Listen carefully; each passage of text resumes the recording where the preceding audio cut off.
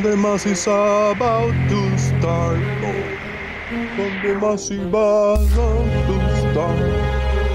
Today is the show, Sunday Mass. With Jose JG in the house.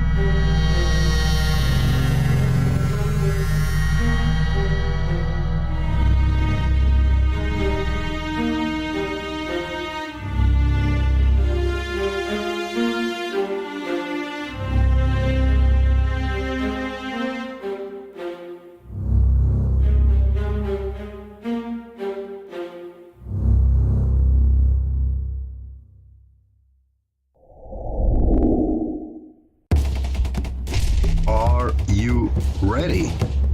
Call your mama, call your papa, call your friends. The festivities are about to begin. Boom!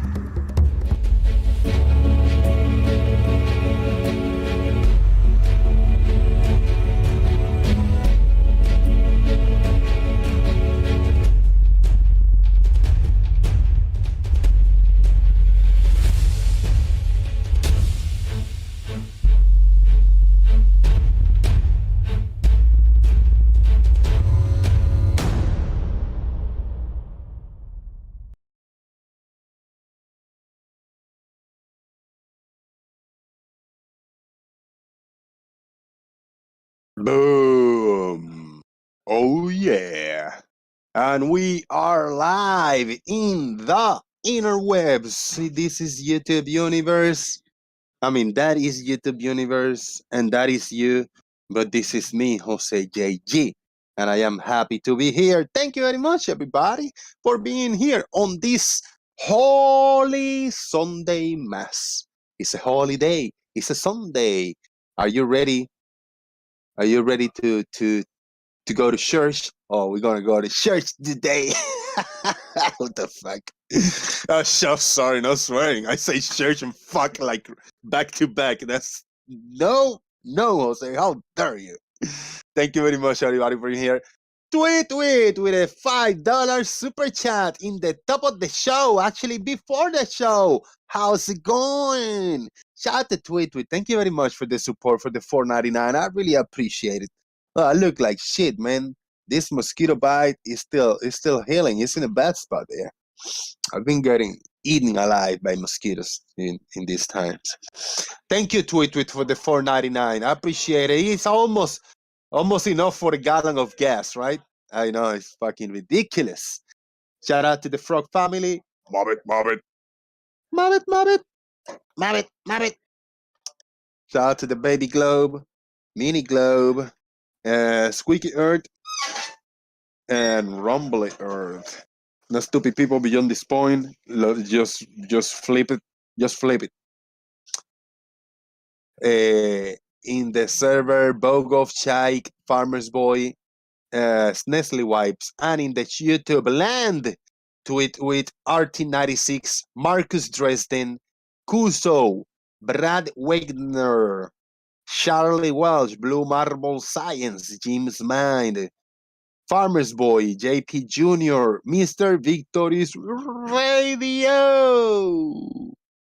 Guys, want to say hello? What's up? Hello. Hello. It is all the third, right? Okay. I think it's April the 3rd. Yes, it is. It is still April the 3rd, yes. In Spanish is Abril tercero. April the 3rd, you know. April 3 is Abril tres. But April the 3rd, Abril tercero. So if you say it in a funny way, you say Abril tercero. So that means like to open the third one. I'm gonna open your third one, you know. Ooh. Like, hey, Abril tercero, or Abril tercero. You know, I'm gonna open your third one. It's kind of a funny, funny way. That sounds a bit dodgy. Yeah, You want to open my third what? yeah. I'm gonna open your third one. I'm gonna open the room. I don't know whether I like the sound of that. Oh, not the third one. I mean, like the zero. I mean, it's a play word because tercero is the third one, but it's also Abril tercero. The way you break down the words in another way, it's like the zero. The zero still imply like the asshole or something. I'm gonna open your asshole. You know, it's in another way. I got a fun one today. So earlier, I found a hidden pocket in my wallet, and I had $40 in my wallet. Oh, right. So what did I do? I bought me scratch-off tickets. Lottery scratch-off. So it wasn't a clickbait when I say lottery scratch-off tickets, scratch-offs. I got lottery scratch-off tickets. I got a $5 winner roll right here. I got a 50 times the cash. I got a penny. These are $5 tickets. I got a 2,500 a week for life, and I got a big fat one, a $20 Gold Rush. And this one smells like $1 million to me. I don't know.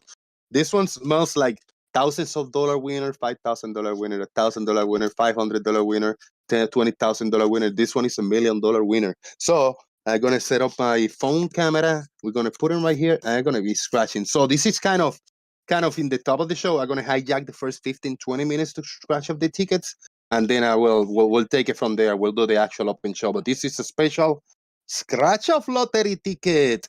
Scratch off tickets for everybody. Shout out to the Florida Lottery for having some of the worst lottery tickets ever. Which every time I play, I almost don't get anything, almost never. And when I get something, it's like money back, you know. Gotcha. These ones, at least I'm happy in these tickets that they don't have a ticket as a price, like a free ticket. Now, if it's a $5 ticket, I most probably get a $5 win back. So I don't have to get a ticket. I can get the $5 cash, you know. So, but I have been lucky throughout my lifetime of playing scratch of tickets. 6 or 7 years ago, I won $5,000 on a $5 ticket. Oh, right. $5,000 in $5 ticket.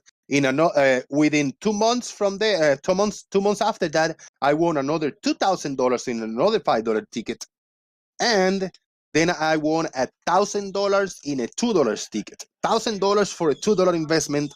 Fantastic. I don't play a lot. Let's say every other week I play a $5 ticket. Every month I spend $10-$20, in tickets. Yeah. So today that was the investment. It's been a few months since I play. So I did a $40 investment. I hope that you all can witness us winning lots and lots of money in a live show. Well, we'll keep our fingers crossed for you. I mean, who needs unboxing videos when you've got live scratch off? We can play live scratch off lottery ticket, and for that I am going to join using my phone from a third account. Ooh. And I'm gonna set up my camera over here. Let's join. It's gonna be definitely muted, but the camera should work out. So I saw that when I jam it right here, it's kind of in the right spot. Steady right there. It's like a piece of paper. So over here, this is gonna be my scratch off area. Let me switch that for YouTube. I'm gonna turn off this camera, and we are going to set this up. There you go. Yeah, that's that's my how do you say, the fourth wall breaking? Fourth wall breaking right here. So we got the tickets right here. We're gonna read the instruction and we're gonna get it on. I got my $1 coin. From this is my chosen coin for scratching tickets. First ticket winner scratch. Ticket number 49, 2,500 a week for life. Match any of my numbers to any of the winning numbers, win the prize shown. Get a 2x symbol, win 2 times the prize. Get a 5x symbol, win 5 times the prize. And get a money bag symbol, win all 12 prizes. That's what we're going for. We're going for the money bag or a symbol or matching a number. So we're going to get the first winning numbers. We got number 10, 18, 3, and 19. 10, 18, 3, and 19. Those are the numbers we need.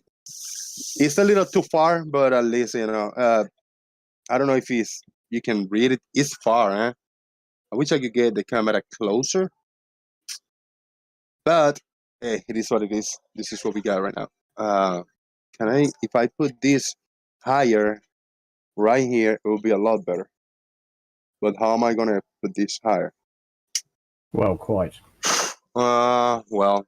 Maybe you can zoom the camera? No, in this on the app I can't. Let me find me something to bring it higher up. Talk to the audience for a minute, guys. So, who's running side bets on whether Jose's actually going to win anything or not?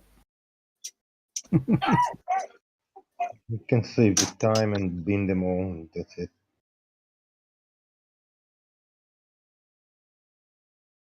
Yeah, I haven't actually bought a scratch card in years. I did try once or twice, but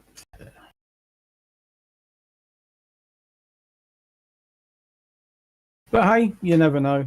I mean, I do play the lottery over here, and I get a little win every now and then, but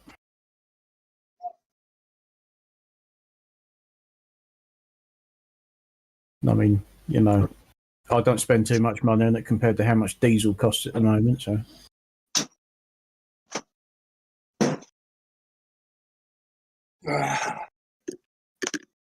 I got it figured out. I got puppy pads. Box of puppy pads.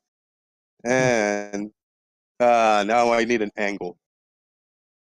Let me see what I can put underneath here. Oh, are you sure? Really? Wow. Baby globe. Wanna be? You need a curved baseline.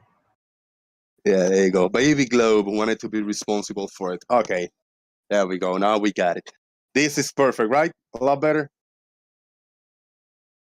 Yeah. Can you see this better? A lot better. Yeah. All right, we got 10, 18, 3, and 19. We're going to go for the first number right here. And he said 30. That's a no. Number 8, we got 18. Number 9, no, we got 19. 14. Far. 21, jackpot. No, that's not it. Wish. 1 off with the 11, 1 off of the 10. No good. 26. 26 is not there. Número 6. Nope. Getting to the end. 23. If you don't play, you don't win, man. Got to be in it to win it. 17. Another 1 off. 20. 1 off of the 19 and the last one in this $5 ticket going down the drain because this is not a winner. This is a big no on this ticket. Oh, well. Let's go to the next. Uh-oh. I moved the earth. I moved the earth.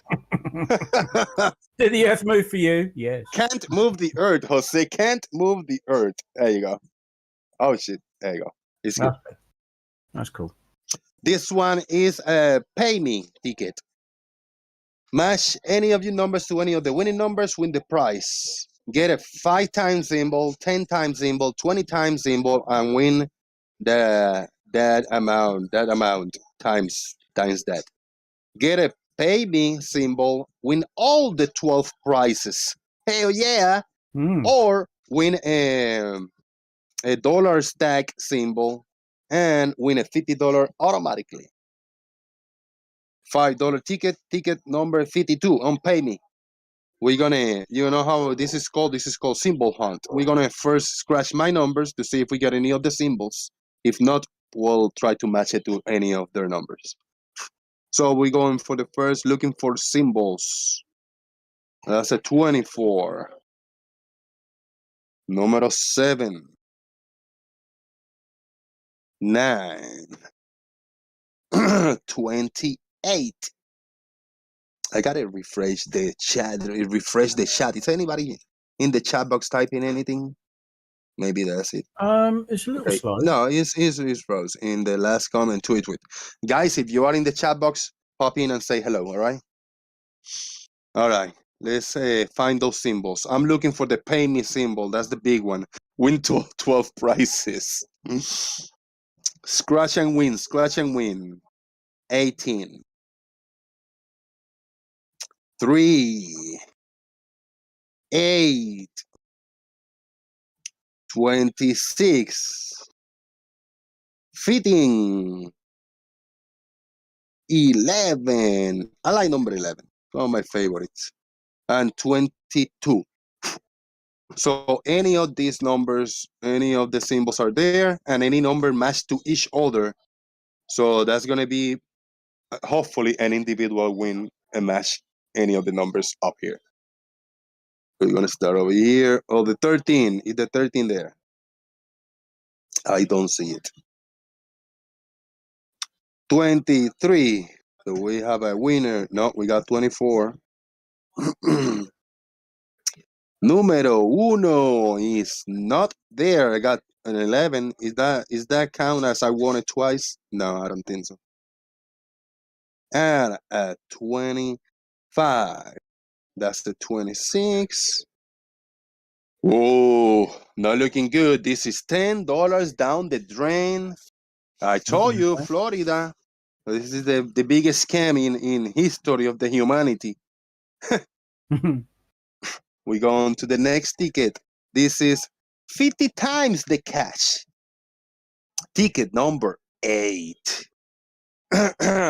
Match any of your numbers to any of the bonus numbers or any of the winning numbers and win the prize. Get the symbol and win times the prize. 2 times, 5 times, 10 times, 20 times, or 50 times symbol and win that. So if I get a 50 times symbol and I get a $1 underneath, I get $50.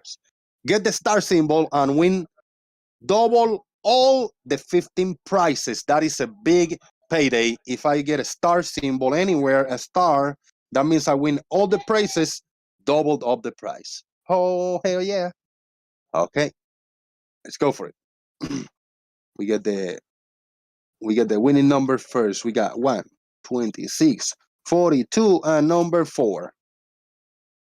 Woo! I like those numbers. Now I want to see if we can win it. Or a symbol. Torting. No, we don't have torting. That's weird. 13. 22. Not 22. Uh-oh. 33. That's for Marcus. Marcus, there's your 33. Thank you. What do you say, Marcus? 45. Marcus is winning with 33. 21. If I mean, I'm kind of, I mean, I don't know, I'm like really close between the phone and the camera. So if I don't see something, just stop me. It's not too busy, not too crowded. So it's easy to see. But I might miss something. My eyes are jumpy today.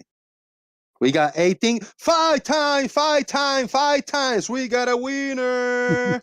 Whoop, whoop. We got a 5 times symbol. We got a winner. Woohoo. Check mark. That check mark means there's a winner underneath. How about that? We got a 5 times winner. Happy, happy, happy times. Number 40. We're going to get to it in a minute. Well, let's get to the end. 31. Bendy Light, shut up, man. 31. We got a 27. The $2,000 that I won in a $5 ticket, it was a 2 times symbol.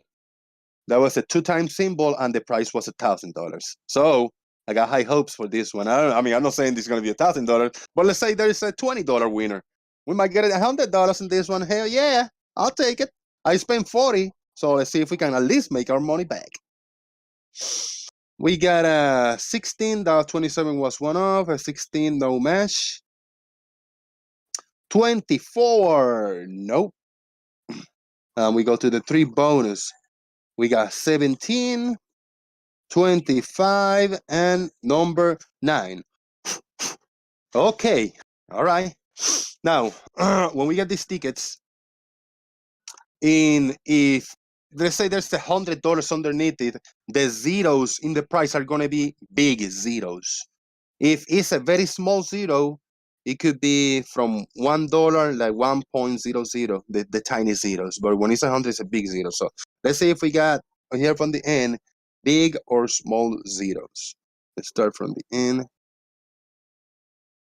These are teeny, tiny, small zeros. So it's not gonna be $100 underneath. Let's go for it. $2 winner. 2 times 5. We got a $10 in this one. We almost made our money back. All right. Too much anticipation, but hey, 10, I'll take it, man. I'll take it. All right. This is also so far lost 15. I mean, I played 15 and I won 10 back. So we got a first $10 winner right here. Okay. We got one more $5 ticket, and then we got the big one, the $20 ticket. Woo! All right. We're not doing too bad. We're not doing too bad. Number 5 ticket. Biggest price I'm getting is lower numbers. Ticket 15 or below. So this number, ticket number 4, number 5, I find it good. We know. Same instructions. Match any of your numbers to any of the winning numbers. Win. Get a 5 times symbol, 10 times symbol, or 20 times symbols. Win that amount of times the price. Match any of my numbers to the win all numbers. So after I scratch all the numbers right here, if I match any of these numbers to this one, I will win all the 12 prizes shown. We're looking for a match, a symbol, or the win all matching to any of my numbers. Woo! Oh, 20 times, like off the gate. Let's see. I'm gonna scratch the winning number first. Number 4, 19, 12, and 18. We're gonna leave that one for last. So let's match it. 27, 27, 23. With this is people is like, oh damn, this is is anxious, people feel anxious in doing it. Number 1 and 7. I don't have too many tickets. If I had a lot of tickets, I would be scratching them really fast, but I don't have too many. I got one more after this, so we good. We're about to finish it up. 28, 30, number 3 and number 8. No matches yet, huh? No matches yet. We got 15, 13, number 6, and number 22. We could say everything is lost, no winners in here. But what if, and only what if we match that number to any of these? Not to these ones in the top, but the ones underneath. All right, what's the number? Number 9. Is there a number 9 down here? Anywhere. Anywhere a number 9. That is a loser. Damn it. That's a big loser. No, Jose. I need a drink. I need a smoke, but I'm gonna wait for the smoke.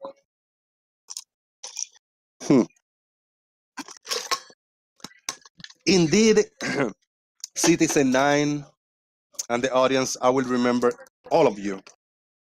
I remember everybody that have hooked me up in my low times if I win the big money. I will indeed remember you. Let's go to the last one. We played 20, we won 10. Halfway there. And right now, we got the big boy right here, Gold Rush. This is oh, I lost the squeaky earth. This is a monster right here. The beauty, should I call it? Ticket number 1, not the first ticket in the book. The first ticket in the book is 000. So this is the second ticket in the book, which I like it a lot. Match any of the numbers to my numbers win. There's a few symbols you can match, like the 5 times symbol, the 10 times symbol. Win a gold bar, win $500 automatically. You know, I got a gold bar once in one of these tickets, and it says so fucking feel good thing. And get a money bag, win all the 20 prizes shown. Let's go.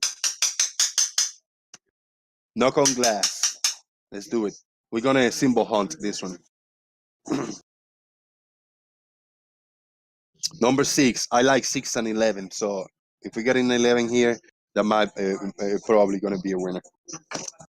Hold on. I lost the setup here. Damn it. I lost the setup. There you go. Okay, the camera got it all tweaked up. We good? Good Yep. to go. Yeah. Good to go. Let's do it. Oh, damn it. I'm losing the mini earth underneath. You know what? I'm just gonna do it. Hope you can see it. That was number 6. We got 16. 17. 27 and 39. 23 and 19. 25, 38, and 14. All right, no symbols yet. We're getting to the end of this one. This is hope. There's hope. I can match any of the numbers. We got 32, 24, 28, 18, and number 1. We got over here number 3 and 34. We got 26 and 8. And we're gonna leave this last one over here for now. We're gonna leave that one for now. It's the last, the last one. Okay. Let's go. Number 20. This is a very important one. Guys, tell me if you see number 20 or if I miss it. I don't see the number 20. Number 21. I don't see it. Dude, this is a big one. $20. We cannot lose this $20. We need a match in this one. It's imperative and mandatory that we get a match. 29. No 29. We got 28. Number 31. I see 32, but do I see 31? No, I do not. 22. Did I see a 22 here? I don't know. I think I seen a 22. A 23, 32, but not 22. Ooh, we're getting close to the end. Number 9. If I flip the ticket, can I say that this is a 9, even though it's a 6? No, I don't think that's going to work. I Okay. don't think they'd go for that. We got 2 more winning numbers. Number 15, 14, 16. So we got the one before, the one after, but we don't have the 15. And the last number over here is number 30. Number 30, which is not here. Oh. All right, it's coming down to this. It's coming down to this. Which, if this number matches, we win the prize, and the prize will be $10,000. Holy shit! We need to match. I don't know. I don't see it too realistic, but we need to match any of the prize. Okay. 11. Son of a bitch! I mentioned that my favorite number is 11 in the beginning, and that's a good prize, but no 11 up here. No matches in this one. This is not a winner.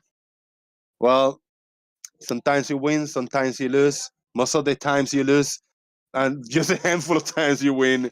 Today, I lost. Today, I lost a lot of money. I played 40. I won 10. So be it. Oh, Later on, I'll grab these $10. I'll catch it, and I'll probably buy me a $10 ticket. All or nothing. You know how it goes. yeah. Well, I know how it goes. I tried. Thank you very much, everybody, for your patience. And now the festivities will indeed begin. Now everybody can relax again. Yeah, indeed. Let me kill this one and go over here to the memo for now. I didn't want to show me crying, but I was kind of crying a little bit. But you know what, guys? I tried, and if whatever you are willing to lose, if you want to play it, that's up to you. But if you are not willing to lose an amount of money, don't play it. You know, I was willing to lose $40 today. I wasn't counting on that. I really found those $40 in my wallet. I have been needing, but I was okay now. I don't need any food. I got my cigars. I got my energy drinks. I'm good for a few days. And I say, yeah, I'm going to take the gamble. I'm going to play this $40 and either win it or lose it.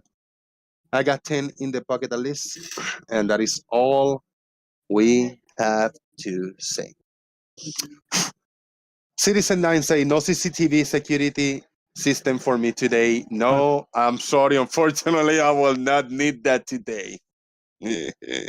That's very, very good. Ironically good.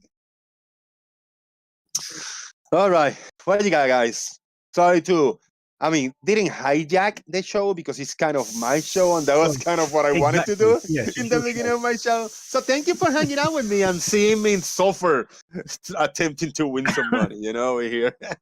Hey, we got our fingers crossed for you, but unfortunately this time, yeah. Never. Yeah, indeed, Glover Mom. That's what we call gambling. Yes. You see, now the neighbors decided to make this really loud noise. It's fucking annoying. Yeah, of course. I'm sure they wait until you sit out there and go live and go, righto. Now's the time. Yeah. A lot of people play in casinos, blackjacks and slots machines and shit like that.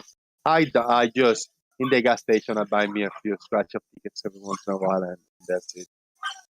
Yeah, I mean, I do my lottery stuff online, and sometimes there's a lot of instant games you can play online, and sometimes, I think, I'll have a game, and sometimes you get your money back, sometimes you don't, and it's just a bit of fun.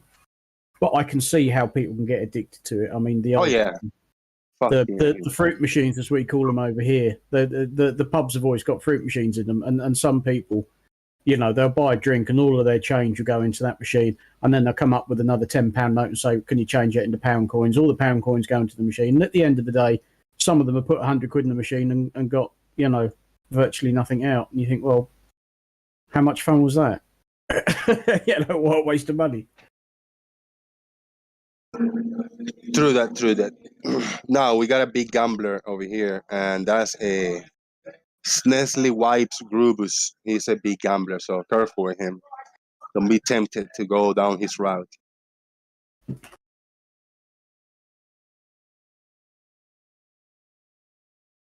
He's not biting. Okay, because he knows it's true. He's a big gambler. He knows it's true.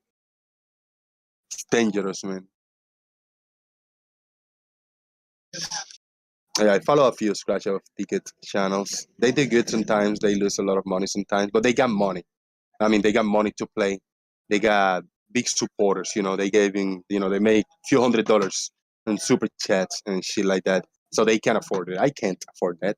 I But make suppose $20 a day in super chat. That's a lot. That's what you know. exactly. I mean, if you've got a bit of spare cash and you want a bit of fun, then yeah, why not? But if you need every penny you can get your hands on, yeah, they're not necessarily a good idea because there's absolutely no guarantee whatsoever you're going to get any money back. I mean, look, you've just spent $40 and got 10 back, so you're $30 down on the deal already. Yeah, indeed. It is what it is, yeah. Yep. Sometimes you win, sometimes you lose. That's it. It's not that it's not that I spend $40 that I needed like to eat today. If I don't win, I'm gonna just not eat anything, or I'm gonna be short on I don't know, can't pay the internet or some shit like that. You know, no, you cannot do that. You cannot play when you are down. You know, and I am in need.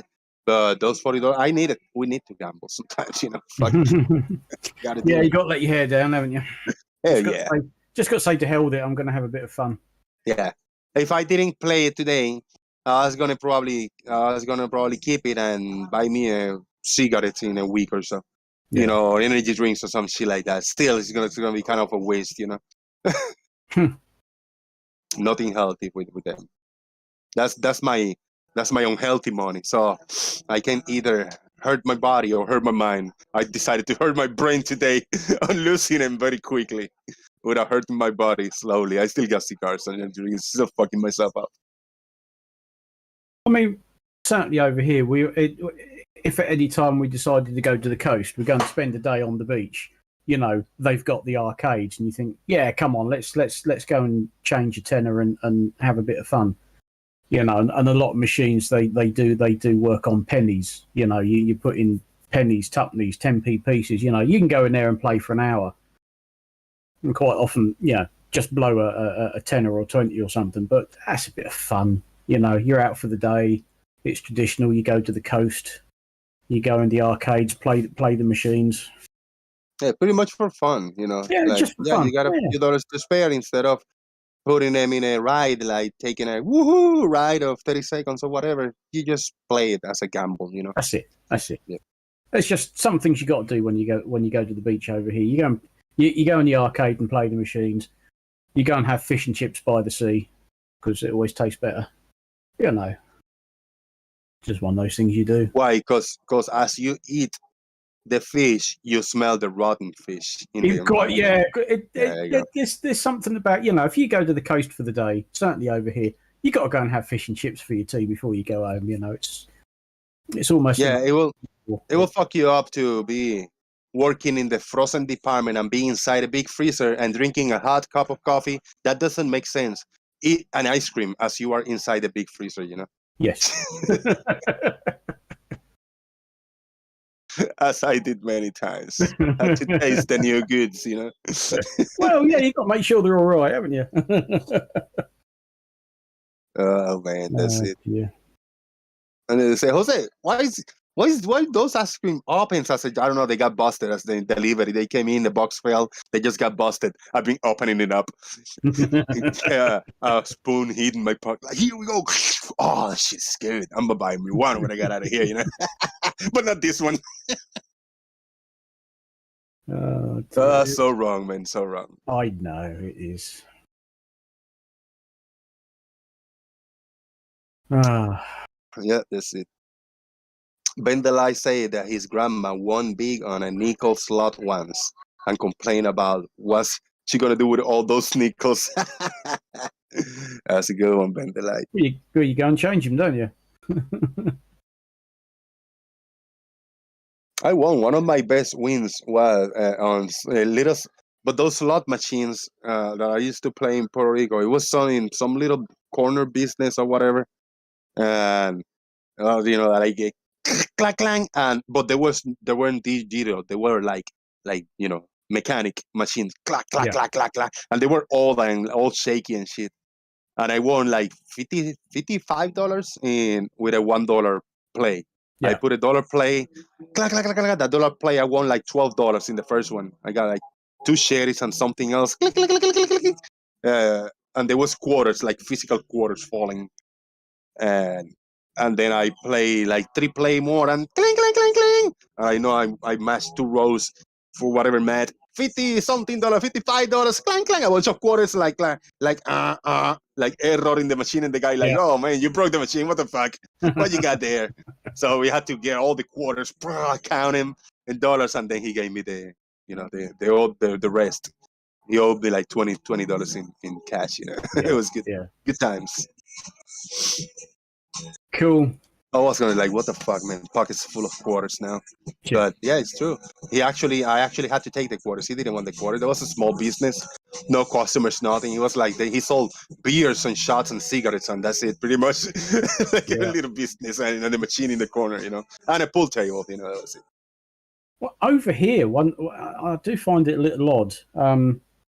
The service stations that we have on motorways, because they're just dotted about. They're often quite a few miles apart, and obviously you can fill your car up with overpriced, exorbitant fuel. But you've usually got a couple of places where you can stop and eat, and maybe do a little bit of shopping. And generally, they have a little amusement arcade in there as well. I mean, you sort of think, are you that bloody desperate to have a go on a slot machine that you're driving halfway across the country on a motorway and you've got to, and when you stop, you think, oh yeah, I've just got to go and waste a tenner in a slot machine. I've always found it a very strange thing, a motorway service station with slot machines. Never understood it. Yeah, man. Now this is gonna be a tough one. I didn't even realize when I have my mic open, this music in the background. That's gonna fuck me up. Ah, that's a bugger. And you can hear it, right? You can hear it. If you can hear the music, YouTube can hear the music. Yes, I can hear some music, but I couldn't tell you what it is.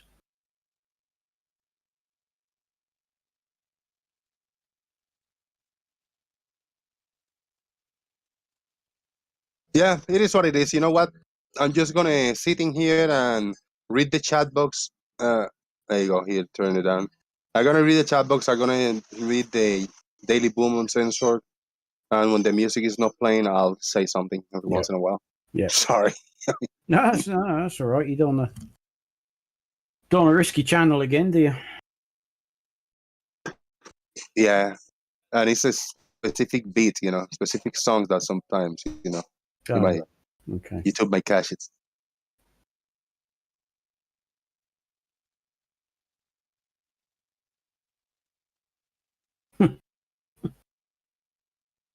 Yeah, maybe it is doing enough money so you can buy a drink from the Marks and Spencer kiosk. Yeah, I mean, that is the problem with service stations over here. Everything is marked up by a huge amount.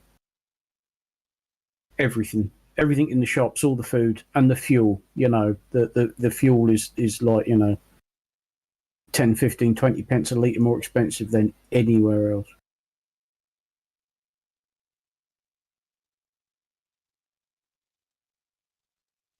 It's just there because you're on a motorway. Unless you turn off and go hunting for a filling station, you're almost a captive audience. Greedy buggers. I'm gonna meet up in Vegas. I never, you know what? I confess now. I never been in a casino playing. I never played in a casino. No, I haven't. But I have been in casinos.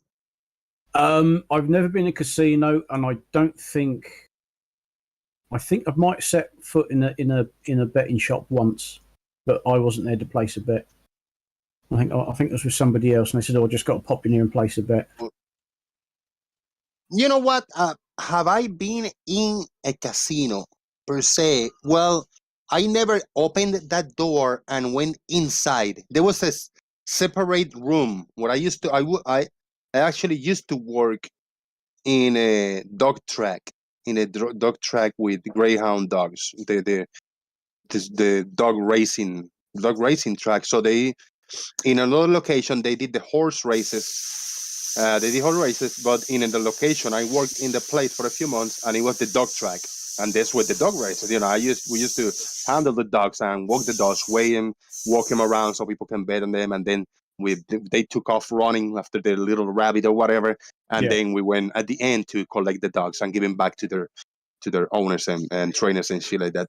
So I worked there, and we walk around the whole thing, but it was like a big plaza, big opening inside outside was the dog track, and then inside the building was where people place the bets, bunch of like counters, and there was a bunch of monitors and TVs playing all kinds of different types of races. Races, that sounds good. Racing. They play a bunch of racing in the TV monitors, and plus people watching the live racing on the dogs. But then there was the specific door that I saw a lot of traffic in and out, and that door was for certain, blackjack and cards games and some slot machines and shit. Yeah. It was fun job, that one, man, in the dog track. I suppose it's probably better that you're working there rather than they're placing bets and throwing your money away. Yeah, we played among us about the workers, about the guys handling the dogs, but like up to $5 bet sometimes, $1 bet.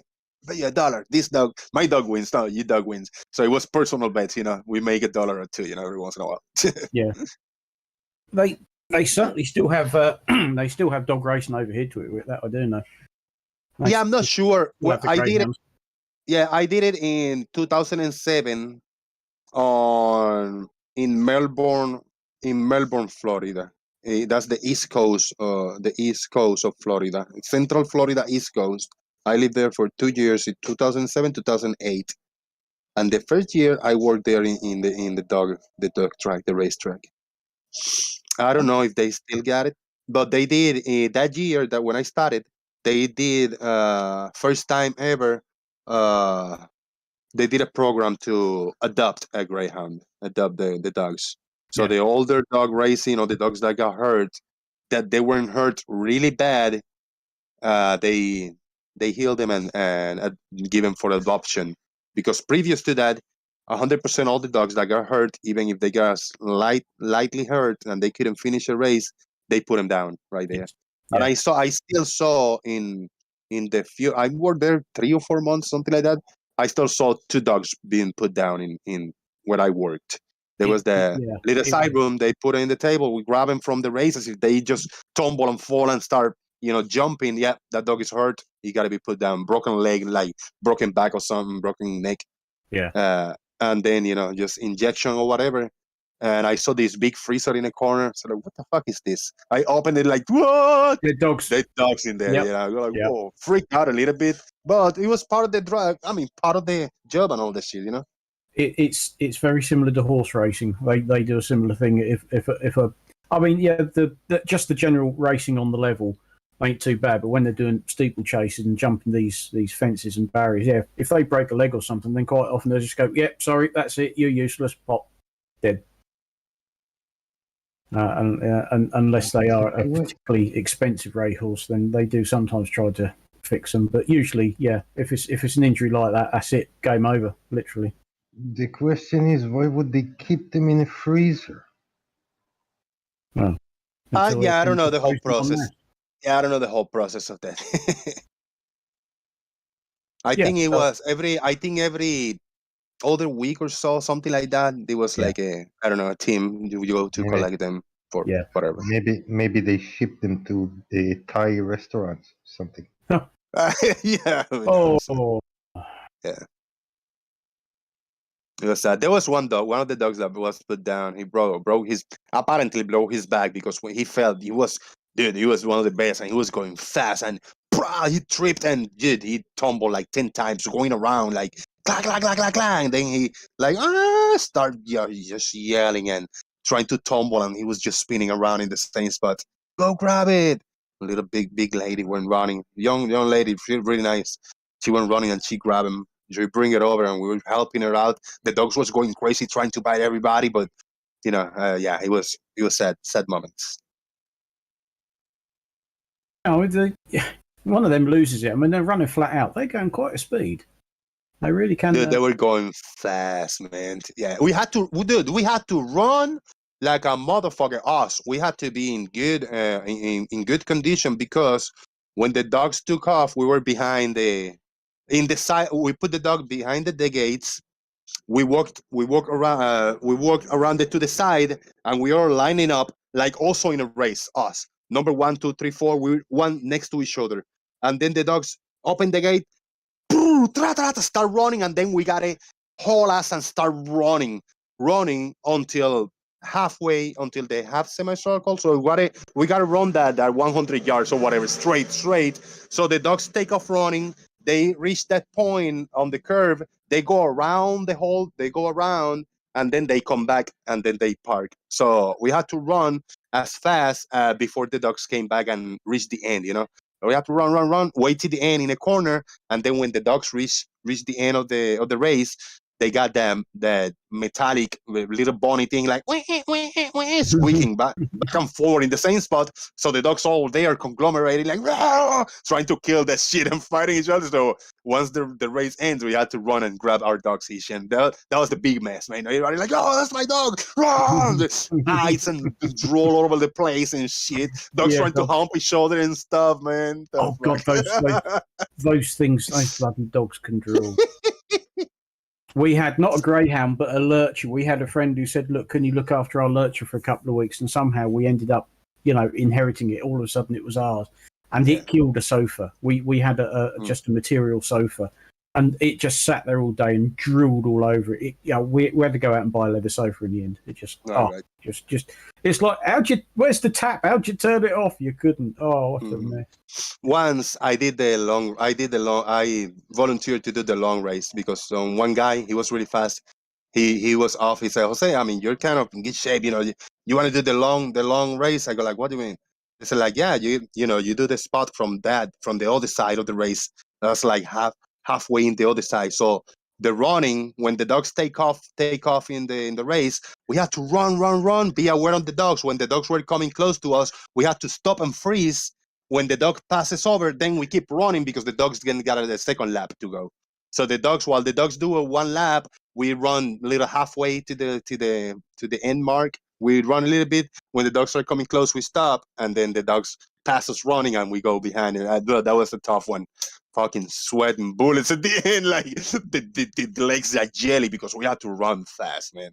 Yeah. In order to make it at the end, before the dogs kill each other at the end over there when the race is over. Yeah, I mean those things.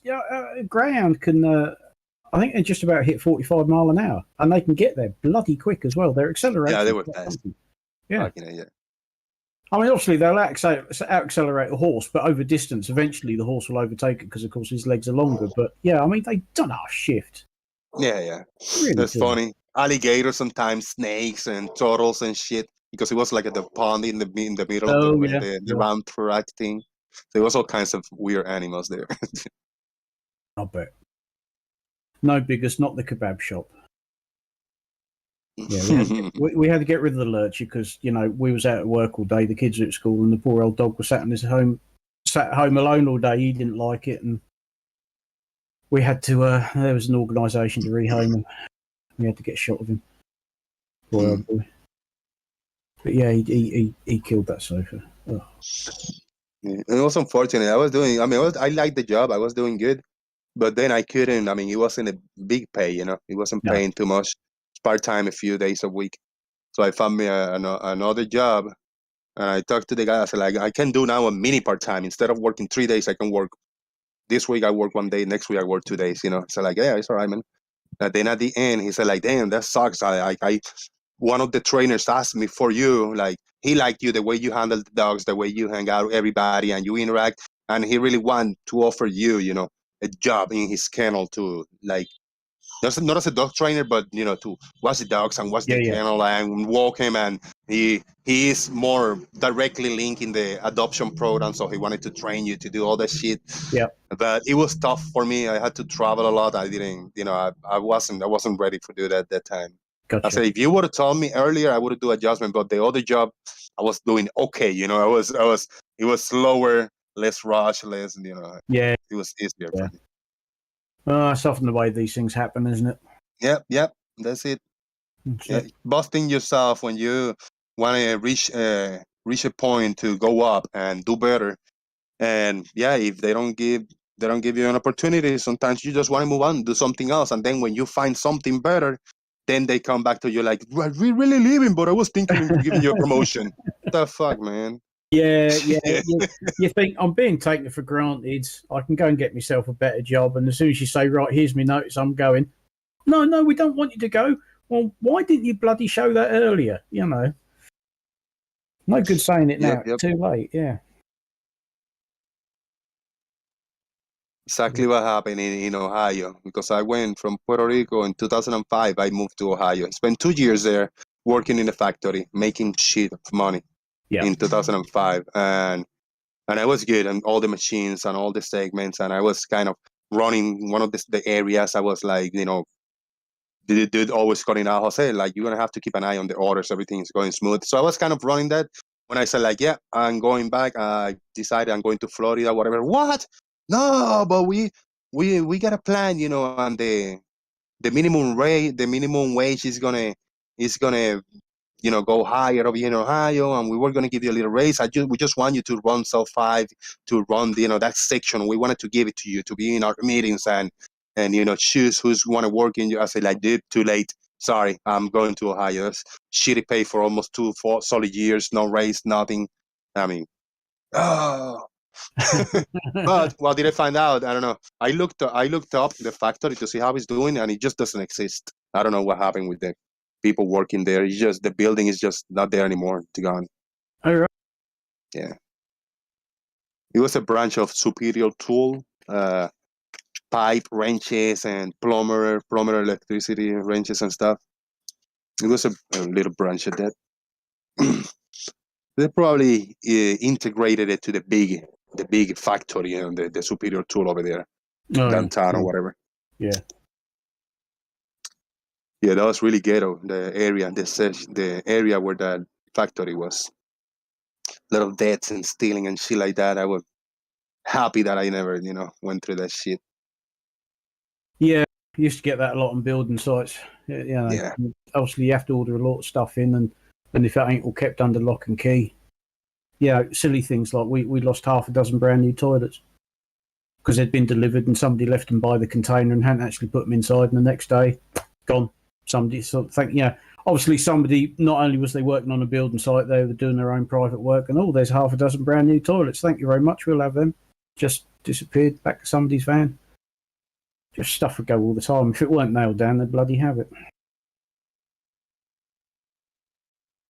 Yeah, man. And I'm angry because they did a shooting. They did not a commercial, but kind of a shooting for a website from that factory where I used to work. And they online, after I left, I was like, damn, look at these fuckers. That's my area. That's my corner right there. And look at these guys, all the pictures, all professional looking, the goggles, and very clean, like lab coats and shit. Where we never used that. That was just for the shooting. I said, look at all these sold out assholes. What the fuck, man? I'll be rocking my striped shirt or whatever, and my like taped goggles, with like a big tape across the eye, the left eye or something, Oh, there we go. Oh, that was me, farmers. I really needed the loot. Yeah, that was the same job that somebody took a dump down one of the drain pipes, and it was just a drain pipe sticking out the floor. Problem was the system wasn't live; it didn't have any water in it. Oh, yeah. That was that was in Cleveland, Ohio, in the west side. Cleveland in the west side. Yeah, that's where all my family lives. Cleveland, Ohio, west side. Some of the known streets and areas where we used to go, it was the 25th Avenue. That was kind of the main street. But from the 25th Avenue, you got Clark Avenue, the Myers, Prime, prime was my aunt, and when I lived for a little bit, then there was the Clark Avenue, was kind of a little side avenue, really big. A lot of activity goes down there, ghetto-ish activity in the Clark Avenue, Clark and 25th. That was our intersection. Everybody visiting each other. That was kind of the encounter spot, you know. Yeah.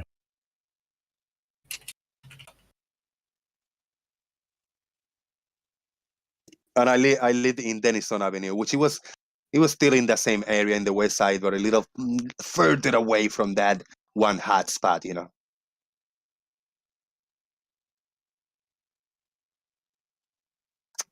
Who is the dread? Who is the dread over here in the Daily Boom? Somebody who changed their name that I have no idea who they are. I don't know. That's fine. I'm nobody. Just listening. You are somebody. You are the special guest today. Nope, I'm nobody. Dude, that's what that chick say in the trailers and in the movies on the Star Wars, and she was like the big shot. She said, "I'm nobody."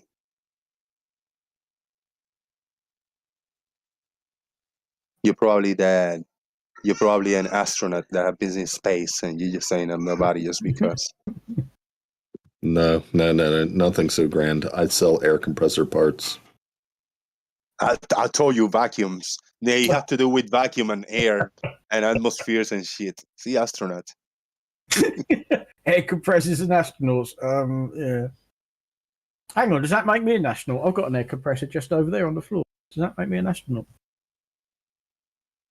No. No. Okay. I've seen the ISS. Does that make me an astronaut? It made you an astronaut. I like the Aye. ice. Yeah. Ice, baby.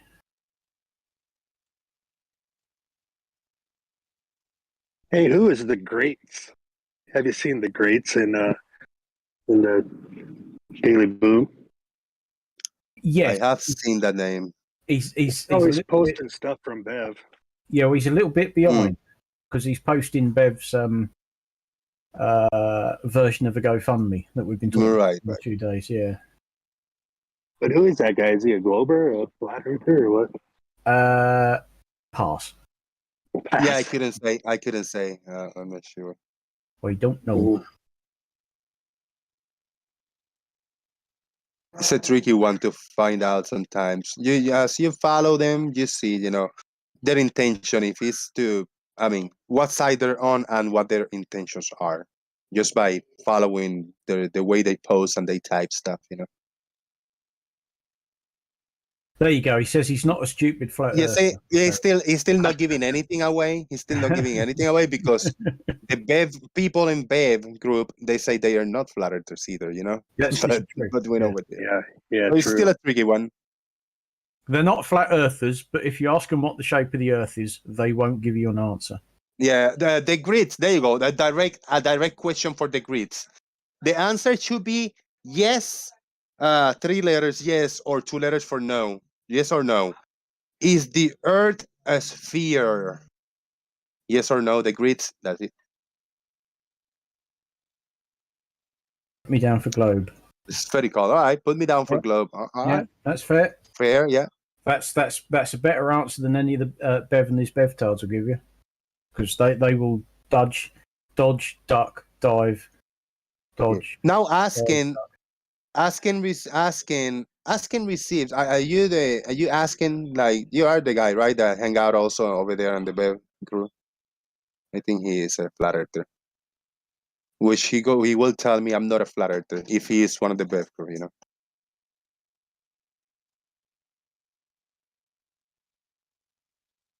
They all have sock accounts, so you never know who is who. You know what I mean? Yeah.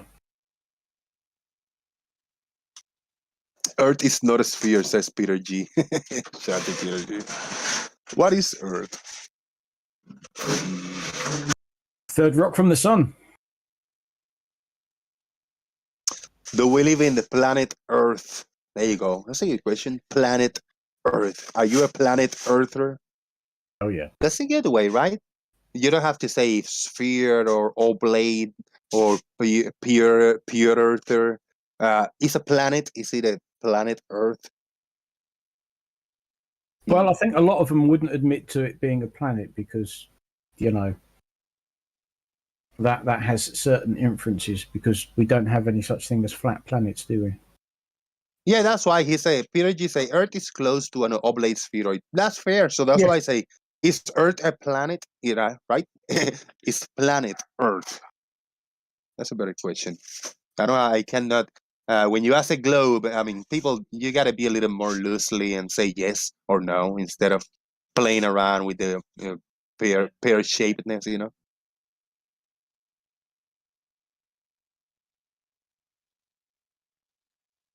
Here we go. According to the International Astronomical Union, a planet is a non-stellar body that is massive enough to be rounded by its own gravity. That's why you don't get flat planets, because gravity wouldn't let you. Tweet would say, but planet is a plane T as terrestrial, a terrestrial plane, plane T or terra or plane, whatever you want to put the T, but it's a plane. And then a T at the end, just because they can. Just because. Yeah, just because. Sounds about right. Because the word says so. The word that you decide to separate however the fuck you want, even though the word is planet. No, it's not planet, it's plain T, right? I love it. Yeah, it doesn't derive from the word plane. They didn't take plane and just stick a T on the end.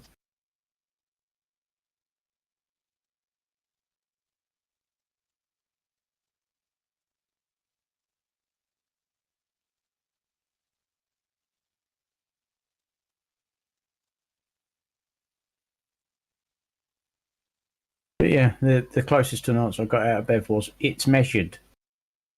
Yeah, great way to not answer a question.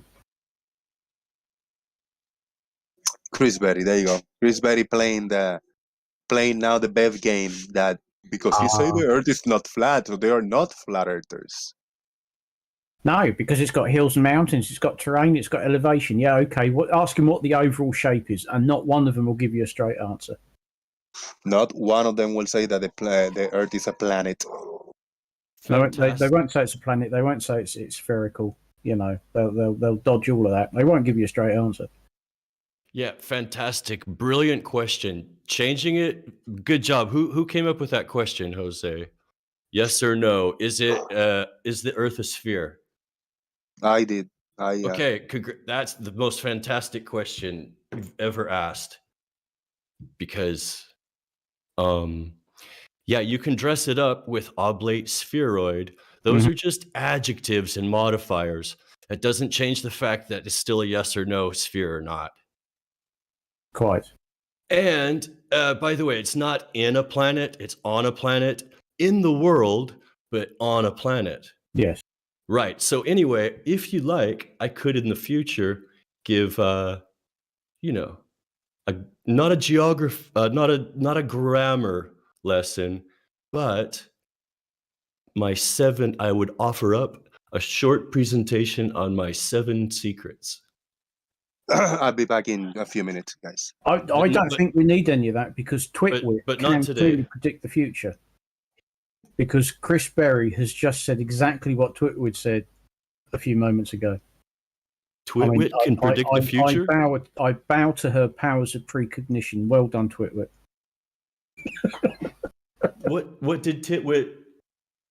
Twitwit said no, or plane, or plan with a T on the end. And what's Chris Berry come in and said, Earth is a plane in capital letters with a small T on the end. I mean, her powers of prediction are scary. If you can let me know what next week's lottery numbers are, Twitwit, I'll cut you in for a share. What does the T stand for? Well, I don't know but that's obviously where they got the name planet from. They started with the word plane, as in it's flat. All that. Somebody needs a lesson in etymology. Yes, I know. Most flat earthers do need lots of lessons in etymology. Because you have to explain what etymology meant for a start, because they won't know. That's dictionary abuse. Yeah. So I'm dyslexic, so I said wit-twit. Well, that's her handle is Wit-Twit, but we all know and love her as Twitwit. So I'm double dyslexic. No, it's just I accidentally got it right. yeah. But yeah, she predicted it accurately. Yes, biggest doggers etymology is probably the last of their worries. So yeah, I think plain tea. That to me sounds like a T-shirt with no design on it. That to me means a cup of tea with no sugar. A plain tea, yeah. Just a plain tea, please. Yeah, just Yeah. you know, Black. tea, milk, no sugar. Thank you. You see, this can be taken many different ways. We need to be more precise with our language. Oh, talking of which, I just finished mine. I think my kettle needs descaling. Shit. So Cups of tea aren't supposed to be crunchy. Is Earth a three-dimensional planet? Yes. It most certainly is. yeah, I just keep it really simple. Keep a sphere. Keep the sphere there, and any way you want to dress it up, fancy it up, doesn't change the fact that it's still a sphere. Yeah. I mean, you can see that when planetary bodies, shall we call them, get above a certain size, they're spherical. Because look at the two moons of Mars. There's not enough mass there for them to be spherical, which is why neither of them are. But when you get above a certain size and a certain mass, the gravity acts on them, and they end up being roughly spherical. Yeah, that's like Ceres. They just sent the rocket. Was it Dare to Ceres and the other asteroid? Yeah, Ceres is big enough, just barely that it's spherical. Yes. It's But it's Phobos right- and Deimos aren't. it's really close to the threshold. It's called hydrostatic equilibrium. Sounds about right. Yeah, I think you're right. Yeah. Do you guys know gravity. that the T is silent, right, in planet, so it's plain. Oh, yeah, it's like no. French. Planet. Plan. Yeah, it's Planet. Yeah. it's French. Either Plan- plain or plané. Planet. For our Actually, francophones, friends. The old French word that it could be based on is planeta. Now, So the it's not question is Earth a sphere? It's like asking you, are you a human? The answer is yes. You can say, well, I mean, not I am a man or Homo sapien or a male or whatever you are, whatever you want to call yourself. But at the end of the day, you're still a human. So Yeah. Earth is a sphere, Oh, it could be oblate-ish, spheroidish, whatever you want to dress it as, but it's still in the spherical family, Most definitely. Correct. And that's my secret number 2, in fact, is KISS. Keep it simple, stupid. Or keep it short and sweet. Okay. Keep it simple, stupid.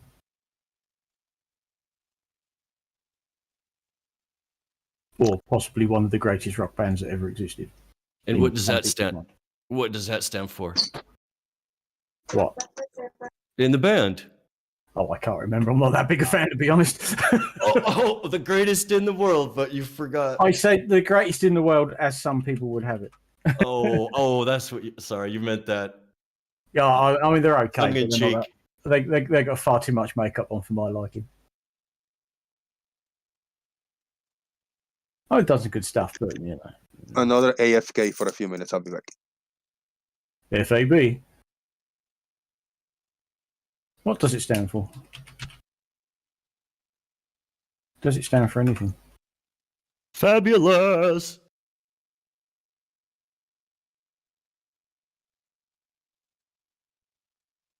Who's fabulous?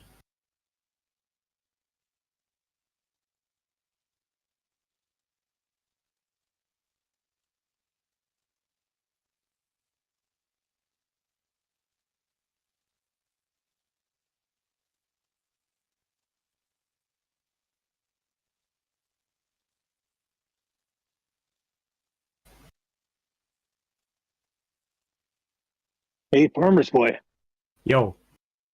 have you talked to the Rumpus lately? No, I haven't actually. Because we're getting closer to the time of year when he was hoping to do his test. So, although I think at the moment our weather's still a bit unreliable, shall we say? So I think the original thought was it was going to be, if I remember rightly, sort of May or June. So I'm sure as soon as he feels he's ready, then I will get a message or something to sort of say, when are you free on such and such a date? Because I suspect that we'll still have some prep work to do before we actually go ahead and do it, because some of this stuff will have been sitting on the riverbank since, when was it, September, October last year? So I think we'll have to have a trip out there and make sure everything has survived, which hopefully it will have done. But you never know. Because we can't just turn up and do the test. That's just too big a presumption.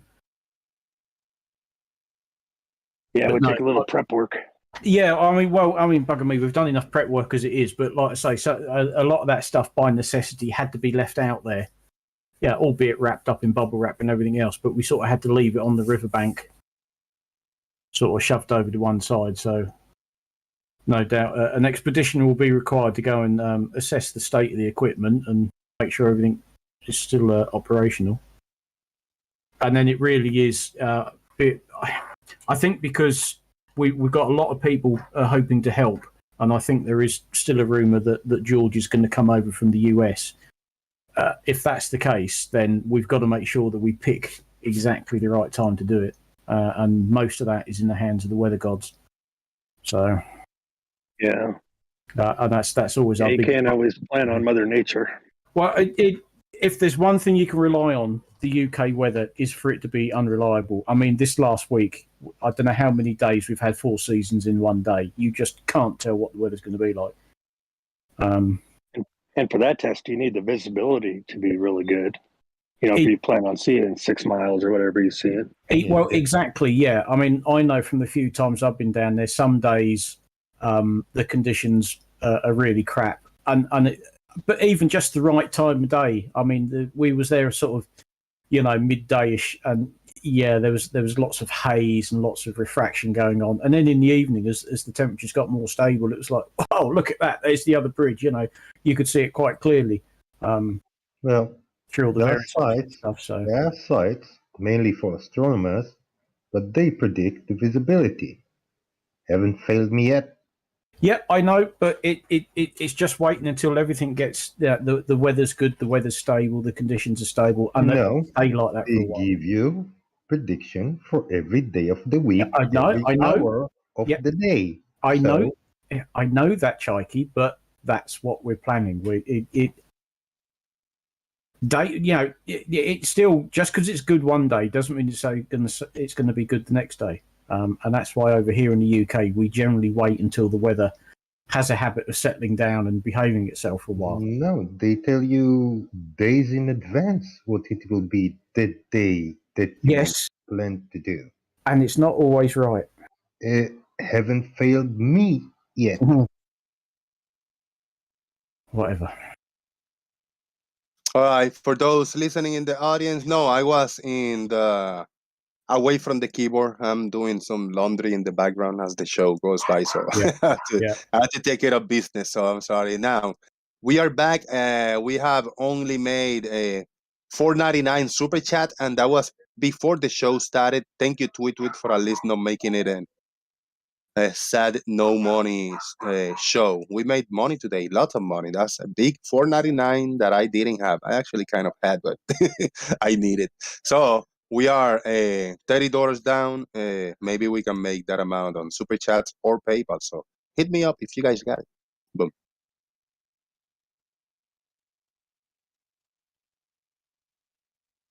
And actually, I see money here. I see money in my PayPal. Look at that. Oh shit. Yeah, outstanding. Tony V hit me up with $15. Thanks for the distraction. Tony V, thank you very much, man. I appreciate it. I didn't even expect to. I just opened it like, let's see, just a coincidence. And yeah, look at that. Big $15 money. Thank you, Tony. Tony V.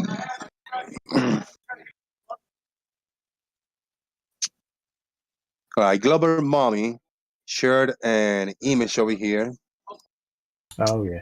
and it's it's not flat or it's not a globe. It's a flobe. Glover Mommy shared a flobe. Well, I'm a flow birther then, because that looks cool. Yeah, flober. It is a cool demonstration of just how that projection is formed, isn't it?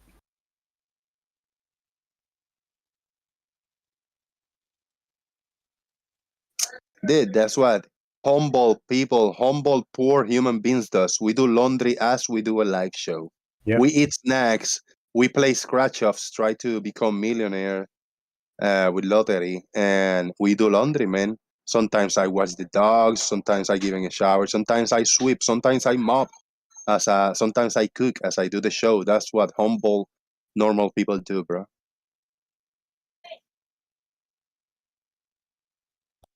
Yeah, I'm a flober now because the Earth isn't flat, but you can think of it that way.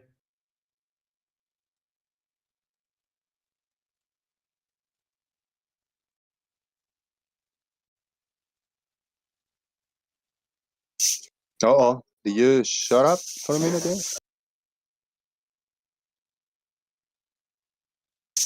Or what that mean? That I lose the stream? He was talking and then he stopped. He just stopped. Okay. Thought it was me. Stream, no, stream's good. I think All right.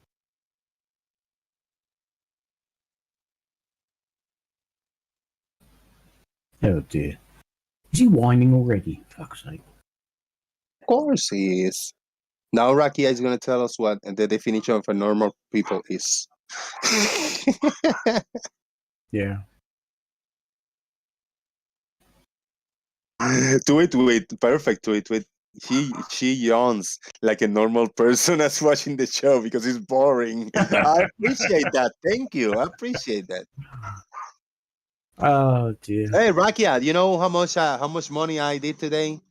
I did a $4.99 super chat and I did $15 on PayPal. Take that. Ha! Yeah. Can't beat that.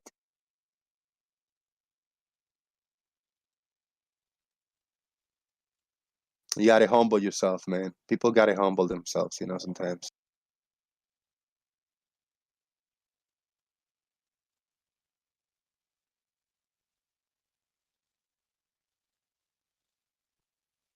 Nope. Plus, I lost $30 earlier on Scratch Off. See? Oh yeah. Everything comes together. Love it. It looks like you just gained something on paper. Uh-oh. Check your PP. Okay. I'm on my PP. Over here. Let's see what we got in the PP. Whoa, we got big money in the PayPal from Mr. Brad Wegner. $20. Here is my range payment for April. Boom. Thank you very much, man. I said like, did Brad Wegner already pay me for the range? No, there's the $20. Thank you very much, brother. I really appreciate it. Good looking out, man. Hells to the yeah. Good times. See, we're making it, man. Yeah. Making it. Slowly and steady, but doing it. You know what? Because when and if there's a person that want and have to do this for just the money, people would be like Arwin. People be like Arwin. How do you compare me or my show to Arwin? You can't. In any way, shape, or form, you can't. Or Oakley, or the Oakley show. You can't compare it like that. Hell no. No, that's true. What's an Arwen? Yeah. And Arwin is a person that needs to make a show because of money reasons, and he must beg a lot. And he's you must behave very strangely. Only with people that agree with you and never talking to anybody outside your own head. That's an Arwin. Don't forget you have to scream and shout a lot. Yeah. Peace to it. Love you, girl. Thank you for the support. He has his very own Discord panel. Yeah, and Arwin. in Yeah, his his mind. seven personalities in his mind. Yeah.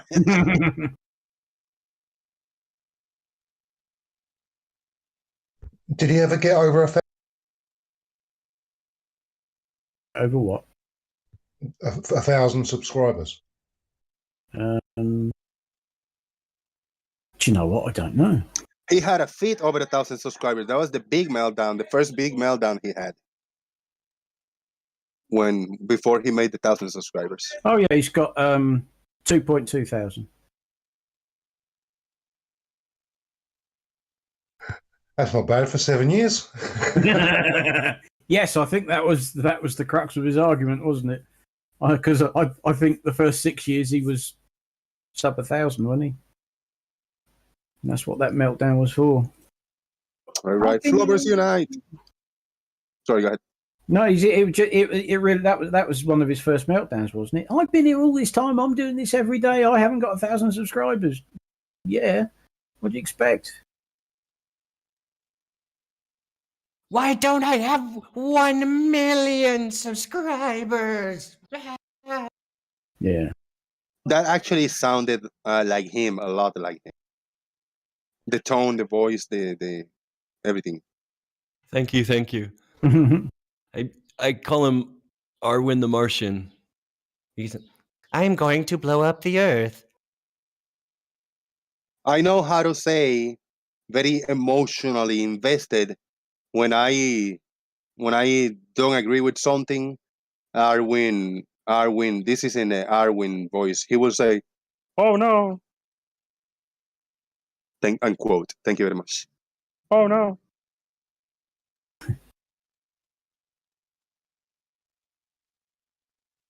If there was ever a flat earther that really needed help, I think he's definitely the first on the list. Oh no. Yeah. Dude, I did 1,000 subscribers in less than 3 months. That was great. Really happy. Yep. I'm thrilled about it. It's crazy. Look at that. RT96 just gave me $2. Couldn't ask for more, man. That's exactly what I was expecting from RT96. Nothing less, nothing more. $2 as penance for only hitting the thumbs up now. How dare you, RT96? Look, we got 30 thumbs up and 39 watching. So we need to hit that like now, guys. Thank you. Yeah, I had us close to 3,000. I had 2,860, something like that. I had like 2,800 when my channel got shut down, when my channel got hacked. But what makes me happier is that I was able to rack up 1,000 subscribers in under 3 months. That was fantastic. Yep, big support.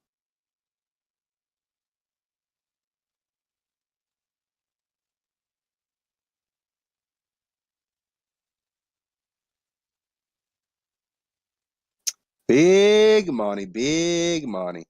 Let me see if I find a gif of that. Big money. Oh, hell yeah. I know it. You know it. That's how I'm talking right now.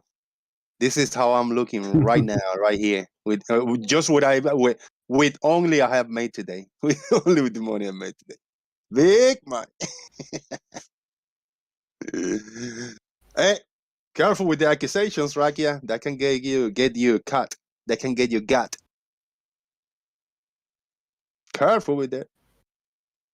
Trolling responsibly is one thing, and personal accusations of individuals is a different thing. If you don't know how to separate both, just don't even try to play the game, man. Yeah. Give me some money, Rakia. If you send me the PayPal, whatever amount of PayPal money you send me, I'll buy in scratch ups, Rakia. How about that? We'll split 50-50. So you send me $100. I'll buy me a few good scratch ups, the big ones, and we'll split it 50-50. How about that, man? You send me the money, I'm on my way. before the show ends. I see he's still deliberately misunderstanding what he told him the other day. You can talk about yourself back here, just not your family. Yeah, he's trying to be a smart ass to play the game, but he's not smart. He's just an ass. Yes, that's where a lot of these clowns fail. They tried to be smart. Yeah. Oh man, you could make millions, Jose, if you could just sell Flurf tears. Yep. Woo, yeah. I like that. You know what? I got a few containers there, very small containers that I can harness.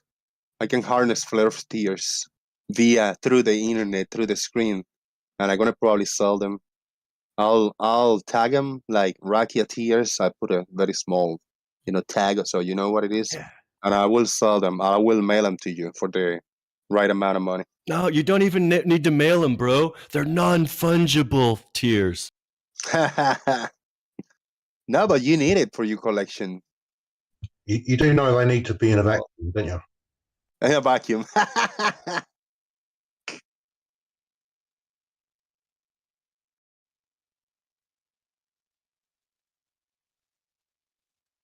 I love it, man. Hashtag thanks, babe. What is this GIF he posted here? Let's see if this is. What is this right here? This GIF was posted by Bev earlier. That is the view from the bridge at Welney, where Rumpus and others are going to do the test. Yes. And that other bridge is 6 odd miles away, the one you can see in the distance. Well, trust me, it's a bridge. Okay. And that's the bloody sluice gate that gets in the way. That's why we can only do it from one side of the bridge, because that poxy sluice gate's in the way. Yeah, remember the tiers will be in a container, so there will be flat tiers if you guys want it. Well, you wouldn't want fizzy tears, would you? Flat tiers on a container. Tiers with a flat surface. He keeps posting all this copyright material. Oh, Bev. He posted something else, copyright now? Oh, no, yeah, we got to delete that. Yeah, that's got to go. Yeah, that's got to go. That's got copyright imagery. And, I mean, read the title of the chat box you post in that. I'm sorry, Bev. I mean, it's got to go. That's that's not allowed here, man. Sorry, your rules. I mean, you asked for it. Yeah. This is the edit. This is the Daily Boom Uncensored Images from On the Level Crew Are Not Allowed channel. So careful with posting those images here, man.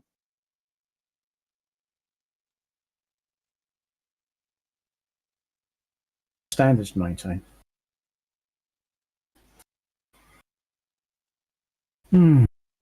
Flat spective. Can we start calling it flat spective? Yeah, why not? We gotta write down. We gotta type. We gotta type the terms somewhere.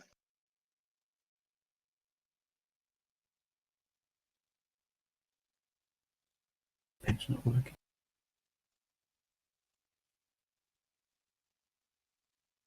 So we got flat or perspective for perspective. Yeah. We got curvaison when talking about the horizon. Oh, lovely, beautiful curvaison. Or horizon cannot be spoken.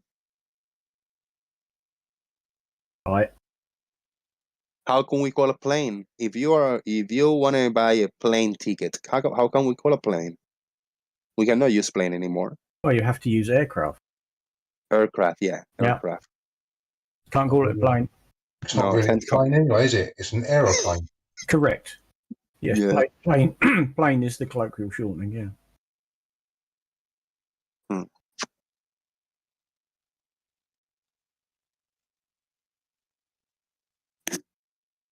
Why is Beb posting Glover Mom picture? Nice. I actually like this picture from Glover Mom. Shout out to Glover Mom.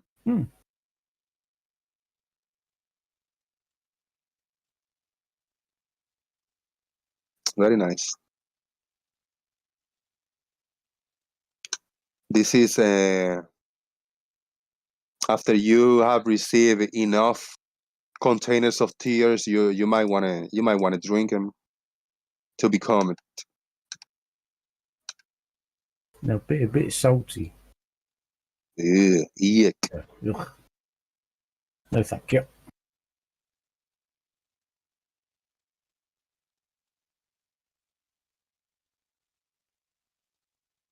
Yuck, yuck.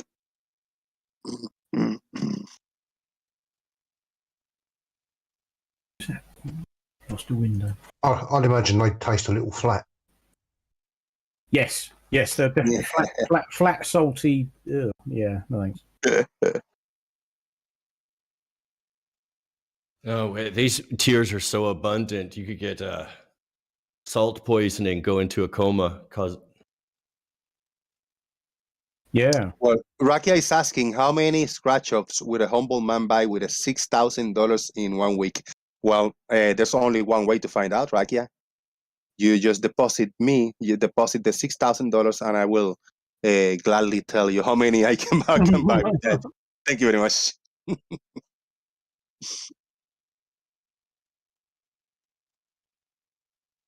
Damn, that's an old meme from 2 years ago. I think Bev, in his computer, he got like files and folders with all kinds of things that have happened in the internet throughout the years. So he can bring it back and categorize those people as keeping the same mentality, the same thoughts and everything 100% as it was 2 or 3 years ago. Like he have done with me, you know, I say things on my old channel, on my previous channel, that I don't stand by those things today. I have said things in this channel that I don't stand by it today. And vice versa. We all change. We all got a change opinion. We all make mistakes, you know? And people like to hold on to those certain things so they can bring it up in the future and think that one is still the same because they never change, right? The people that keep those images, they never change, right? They never change opinion or been wrong. Maybe that's why he needs a new computer, because it's so full up with stuff. Yeah, so you could get too high of sodium levels, you know, in your blood, but the opposite is also true. You know, if you cry too much, you're going to run really low on sodium.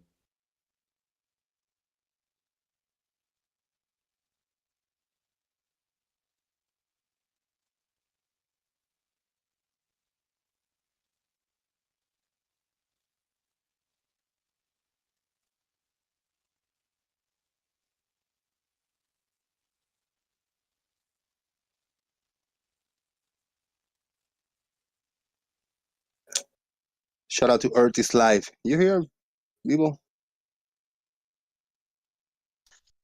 Yeah, I'm here, just lurking in the background. All right. Posted this screenshot. Says leveling and other things. Yeah, just all the stuff that Bev likes to ignore. All those inconvenient surveying terms. Yeah. Yeah. Who is the lonely girl? Lemon Bird? You? I mean, if you're calling yourself a girl, I don't blame you. I mean, it is you, but who are you calling lonely girl? Arive Angli, aka Lemon Bird? I would like an answer to that. That's very, very important to me in the chat box right now. That's the most important comment right now. Glover Mom, maybe? Oh, you're talking to Glover Mom. Okay. That's fair. That's fair. Yeah. That's the only girl that I see in the chat box right now. Tweet was here, but she left. You know what I think we should do, Jose? Or that you should do? I think we should completely ignore everyone from that server. Oh yeah, definitely. Yeah. I don't take any of them seriously at all. They're all a joke. They are all a joke. Yeah, don't address them. Don't talk about them. Don't post things related. I was just thinking now, like, you know, why don't we just completely ignore them as if they didn't exist? Yeah, I like reading. I like reading their comments when I like seeing how they struggle to be normal, how they struggle to be normal in somewhere else besides their own group. Because Right. none of them, all of them, they go through such a hard time to try to act normal in this server. Like, I mean, it's mind blowing. That's why I allow them to be here. Allow them in Right. the chat box and here. But little by little, they are just dropping like flies. I cannot ignore that they are here because, I mean, they are very disrespectful and they try to be smart asses, but they are just asses. So I cannot ignore them when they are here. Right. Okay. Until they are not here. When they are not here, then I will don't even have to ignore them because they will not be here. And Kind of, that's we happening. just ignore them, kind of like how they ignore actual terms used in surveying. And make up their own. Yeah. Yep.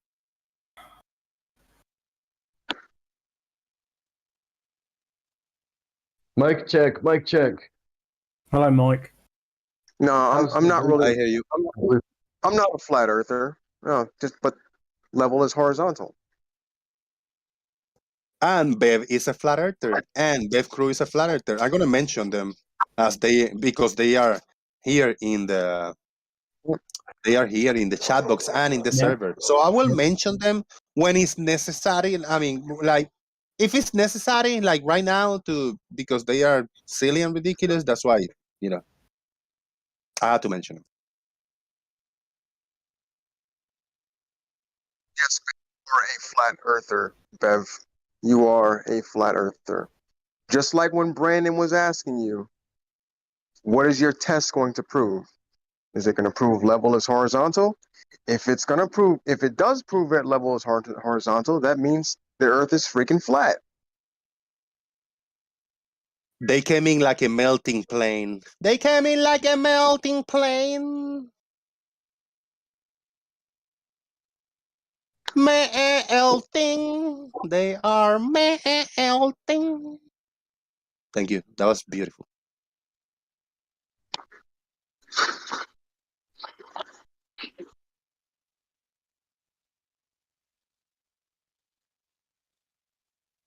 Bev, I don't think you should have done that. I post the image of you as a girl. I mean, I don't. Yeah, that's not. Yeah, that's not good, man. You as a girl, man.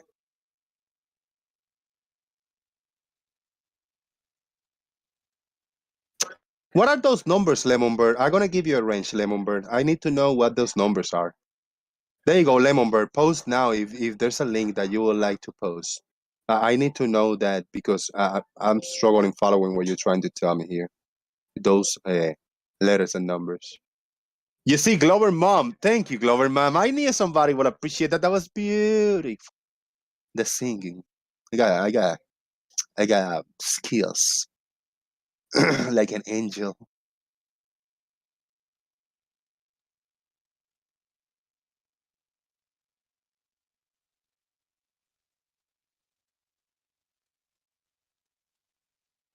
Any reason why Blue Marble Science comments are being deleted? Of course, they're gonna be deleted. Blue, you are too real for them on their group. You scare them, Blue. Yeah, too real. Too much of everything all packed into one.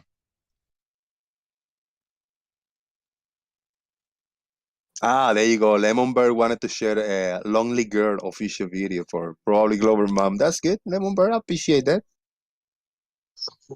A tangent to a straight line on a curved surface. When did I ever say that?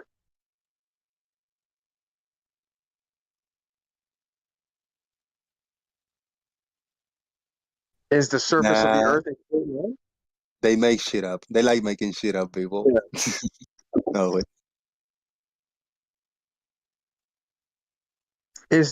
My question is the surface of the Earth a straight line? Have anybody been censored in this channel today or this stream? No, nobody.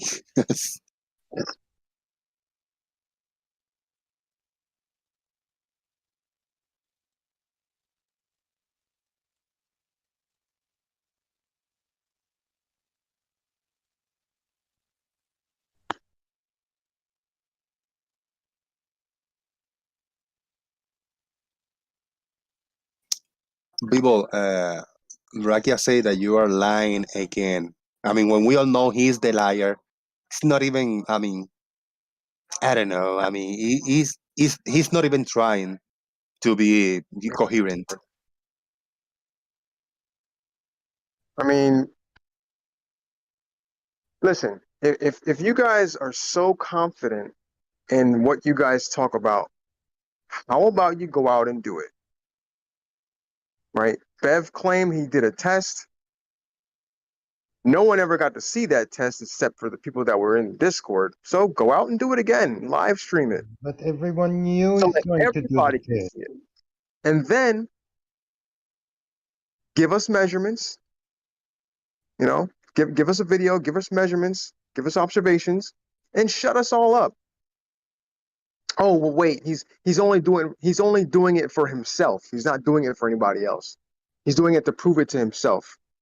He doesn't need to come online then and start shouting about anything, then, does he?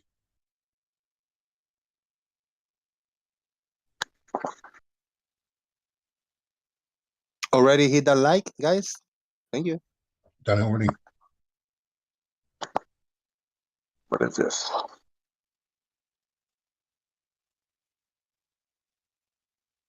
Not one of them tries to actually prove a flat Earth. Not one of them.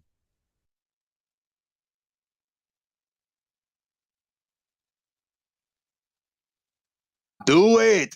Just do it. Well, you know it's never going to happen. Well, obviously, because there isn't any, so they can't. No, do it I mean- because it can't be done. Yeah, it's not flat, so. Gary Webenga, I don't know, his channel is gone quiet. His Gary channel is gone quiet. I mean, I don't see any more videos of you. You are not reposting your videos as you used to do, Gary. You got your own channel and you're not utilizing it. That's weird, man. I wish I could do that for the BevTards, but if I give him that, then that text channel will be full of copyright images, and it's weird, man. I couldn't do that, man. You need Jesus. Gary Webenga ran out of rubber hands. You need Jesus.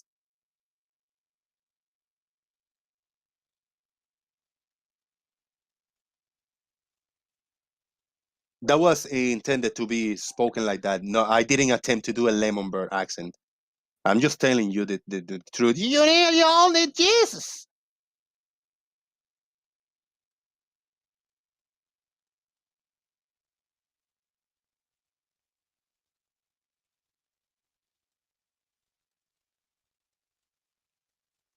Earth is not flat. Indeed, Farmer's Boy, indeed. I mean, that little diagram that Bev's put in there, flat, not flat, and the not flat's got some terrain on it. Yeah, that's not what we're talking about. And you know full well that's not what we're talking about. We're talking about the overall shape of planet Earth. Yeah, I like this diagram that you posted. It's funny how he always mentions mountains, but he's always measuring water. Yeah. It's actually a straw man argument to say that we don't understand the difference between topography and zero topography. Yeah, because it's a straw man. Of course it is. They know full well it is. Because that's why they never give a straight answer. What's the shape of the Earth? Do you want to be my straw man? You're full of them tonight, aren't you? See, every time I sing something, people melt and fall into tears because it's so beautiful. I did react, but it wasn't tears. You clenched your whole body for a minute. I laughed out loud, to be fair. That's good. Thank you.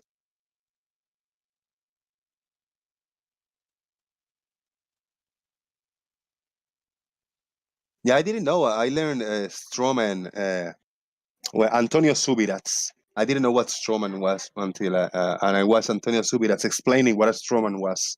I mean, which he was giving a wrong example as an analogy, but he actually defined Strowman, and I understood, what it was. Then he went to do an example of Strowman, which I, back in the day, agreed with him, but then I had to then disagree after that because he was talking about Glover's attempting to Strowman some flat earth model or whatever. But if there's no model, I mean, we need something at least to have a discussion about. If you don't want to present something, we have to come up with something to give you as an alternative, The straw man is not the guy on The Wizard of Oz with no brains, but you can think of him as that way.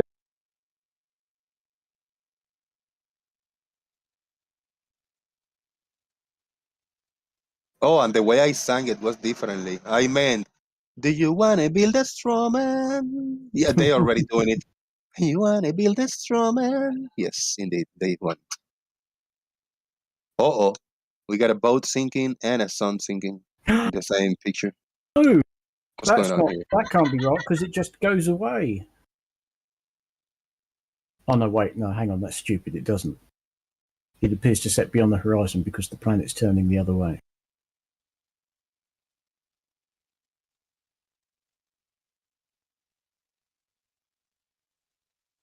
Oh, well. Venga, you're getting good feedback. You rock the rubber band banjo. Why don't you do the do-it-yourself videos of how to make a rubber band, like guitars and stuff, man? You'll be famous.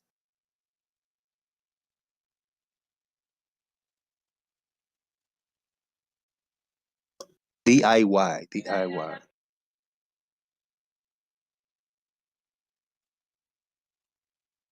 Oh, now Racky's accusing Blue of lying. Lovely.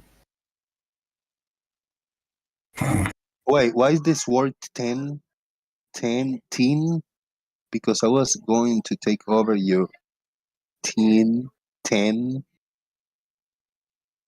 He's not talking about teenagers, right? He's not talking about kids there. No, you understand. the University of Tennessee. Well, thanks anyway, Blue. I appreciate that. Just to be safe.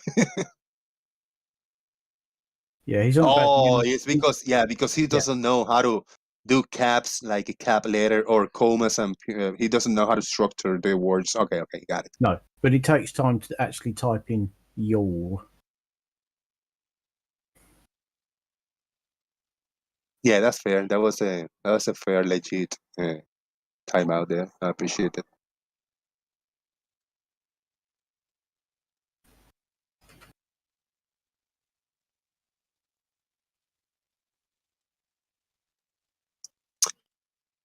So it's like half an hour for the laundry to be over the dryer. Okay. Or it's somewhere around there. It's been like half an hour, right? Since I mentioned the laundry earlier. Maybe 20 minutes. 20 minutes. Yeah, 20 minutes, half an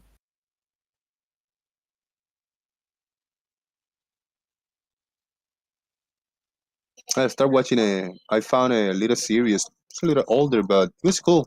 Time After Time, and it's a H.G. Wells. H.G. Wells built a time machine, and he goes, he travels around to the past. That rings a bell. Is it British? I think. I didn't recognize. I said that dude looked familiar. The dude that play H.G. Wells, and it's the guy that play Vigilante in Peacemaker show. That one kid. Yeah, Time After Time. It's a film, isn't it? Not a series. Oh, it's a series, TV series. Yeah. Okay, TV series. It's older, like from 2016 or 17 or something like that. Oh, 2017. Oh, I've not seen that one. Yeah, it's pretty cool. Yeah. H.G. Wells and Jack the Ripper travel in a time travel machine, Pretty cool. Yeah. Jack the Ripper. How weird. Yeah, it's pretty cool, man. It's decent. I enjoyed it. I was been watching the shit yesterday afternoon. Oh, yeah. Oh God, yeah. What did I watch yesterday? The Contractor with Chris. Matey Boy's just played Kirk. Is it Chris Pine? Yeah. Yeah, I haven't seen that one. Yeah, Newer movie, right? Yeah, it is. It came out this year. It come out in March. Do you know? I wouldn't bother. It's he's ex-US Special Forces, and it really wasn't a very well written film at all. I watched 2 fantastic movies this past few days, and I found them in that showbox thing. One is Mel Gibson movie. Forgot the name. Mel Gibson, the newer movie, The Boss Level or Boss Man or Level Boss. Boss Level, yes. Yeah, yes. that was pretty cool, man. I enjoyed it, bro. He has to keep going back and doing it again and again and again. Yeah, man. Yeah, very entertaining. It was good, yeah. very CGI, sci-fi. It was good. The CGI, the special effects in the movie, I enjoyed it a lot. It was bloody and shit like that, Yeah, it's not a film you can take seriously, but not at all. You realize that you can just go along with the ride. Yeah, it was good. It was the hardcore sci-fi version, super hyped of Groundhog Day, something like that. It was cool, man. Liked it. There's I'll just put that scene from the film in Daily Boom. Yeah, that one guy. Yeah, it was pretty cool movie, man. I liked it. Yeah, it's good fun. It's called Boss Level. Yeah. Why didn't they just call it Boss Horizontal? Ha! So what was the other one? The other one is The Bubble. I haven't. Yeah, I saw that. I haven't tried that yet. Is that any good? Well, about a month ago or 2 months ago, a movie trailer dropped, but it was a mockery movie trailer on YouTube with a bunch of super actors, right? And it was like a crazy movie. The trailer was on YouTube, but it was a fake movie trailer, like for April's Fool thing. So it was a fake movie trailer, which was really cool. And then I saw that they actually put a movie called The Bubble, which is super meta thing, is these actors from these actors and actresses that participated in this fake movie trailer. They were recording the movie. They were put in a building in a bubble type of thing because there was this pandemic going on, and they needed to be all tested and stay in the same place, and they needed to meet the deadline and make the movie by a certain time. And it was the adventures of making that movie for that movie trailer. Dude, I enjoyed it a lot. It was really good. It was cringy. It was silly. It was stupid. But it's just good, man. It was funny. Don't say too much because I do want to watch that. No, exactly. I say the overall, it's weird, bro, but it's really good, and a bunch of good actors and actresses in the movie. You watch it and you'll enjoy it a lot. I saw a preview. I think it's on Netflix. I'm pretty sure. Right? Yes, it is on Netflix thing. Yeah, got David Duchovny in it. There's loads of people in it. Oh yeah, a bunch of people. Yeah. Well, I shall. I'll fit it in. I'll give it a go. It looked pretty quirky, but it looks pretty good.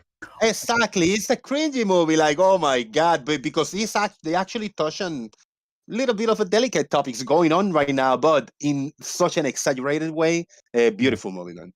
Enjoyable. No, I don't mind quirky films, as long as they work. We got a super chat by Leo. Oh, Leo for $2. Oh, great, Farmer's Boy, Droney voice again. Shout out to Leo. That's a bit rich. Droney voice, Farmers. Really? Coming from Lale? Ha! Cheeky bastard.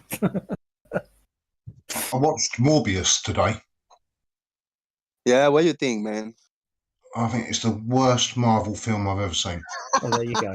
Well, it wasn't necessarily a Marvel film, but Sony film, the modern superhero film, yeah. You found it really bad? Yeah, it's not one I'll watch again. You didn't enjoy it, not even a little, as you watched the whole thing.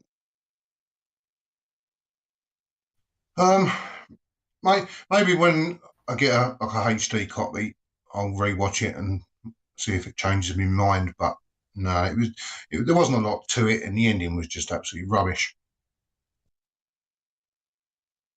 Yeah, as I say, I don't regret seeing it. I wouldn't watch it now again anytime soon. Still, I still recommend people if they want to watch it. I don't telling it's gonna be the best movie ever. It's not gonna say great movie, but it's a good movie if you just watch it for what it is, so you don't miss it. But yeah, it was all right. I don't think it was as bad as people say it is. I watched it with my 11-year-old, and he caught the plot within about 15 minutes of the movie. Yeah. It's very predictable. Yeah. And then I was gonna. What's the time? I might still. I'll be watching Uncharted. Yeah, I didn't get the chance to watch that one. I was never a fan of the video games. That's what's been putting me down. But I didn't know about many of these characters and people that I've seen the movies, and the movies are okay, some of them. So I'll probably give Uncharted a break and try to watch it. I might be lucky because I didn't play the game, so I'm just fresh to the movie. That's good approach sometimes. It's like that new TV series, the Moon Knight. I had no idea about this show, and I enjoyed the first episode, which Farmer Boy didn't enjoy it a lot. I was happy with it. I'm hoping it's going to grow on me because I didn't enjoy the first episode of Peacemaker either. Oh yeah, I thought, what the hell is all this about? You know, I really did. I thought I'm not sure about this, and then I watched the second episode, and I thought, you know what? Actually, this is quite good. So yeah, the Moon Knight one. I'm hoping the second one might grab me a bit more. Have you watched all of them on the Marvel series on it? All the Marvel films? No, the series, the Daredevil, Iron Fist, Jessica Jones, Luke Cage. Yes, and they're all very Jessica Jones. I didn't see any of those. Iron Fist, no, not really. Daredevil, do you know, I quite like that. Yeah, they're very hit and miss. Some work, some don't in my books. Yeah, I didn't see any of those. Was it Luke Cage? Yeah, yeah, that didn't do a lot for me. Well, I tried to buy in advance the ticket for Doctor Strange, and it locked me down. I don't know if it was already sold out full. I'm gonna try again today. Last night I tried, and yeah, it's going to an error. You know, it was broken for that one, but I'll watch it. Could just be a problem on the website or something. Probably a lot of traffic, people trying to get to it. But yeah. I'll try to get it, as soon as possible. It's coming in soon, man. May, I think.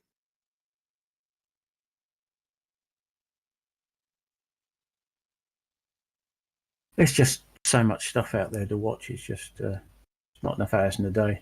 Not everything else at the same time. It's just. I mean, I've been punishing myself, and I'm trying to keep up with the last series of The Walking Dead. Christ knows why. God, that's so depressing. Never got into that. But it's up to we're getting to the end of series 11, and that'll be it. I mean, to be honest, I think they should have stopped after probably the second one. Yeah, I didn't watch it. Well, it was good to start with, but after a while, it's like, really? And it's just so dark and depressing, and it's like, oh, come on.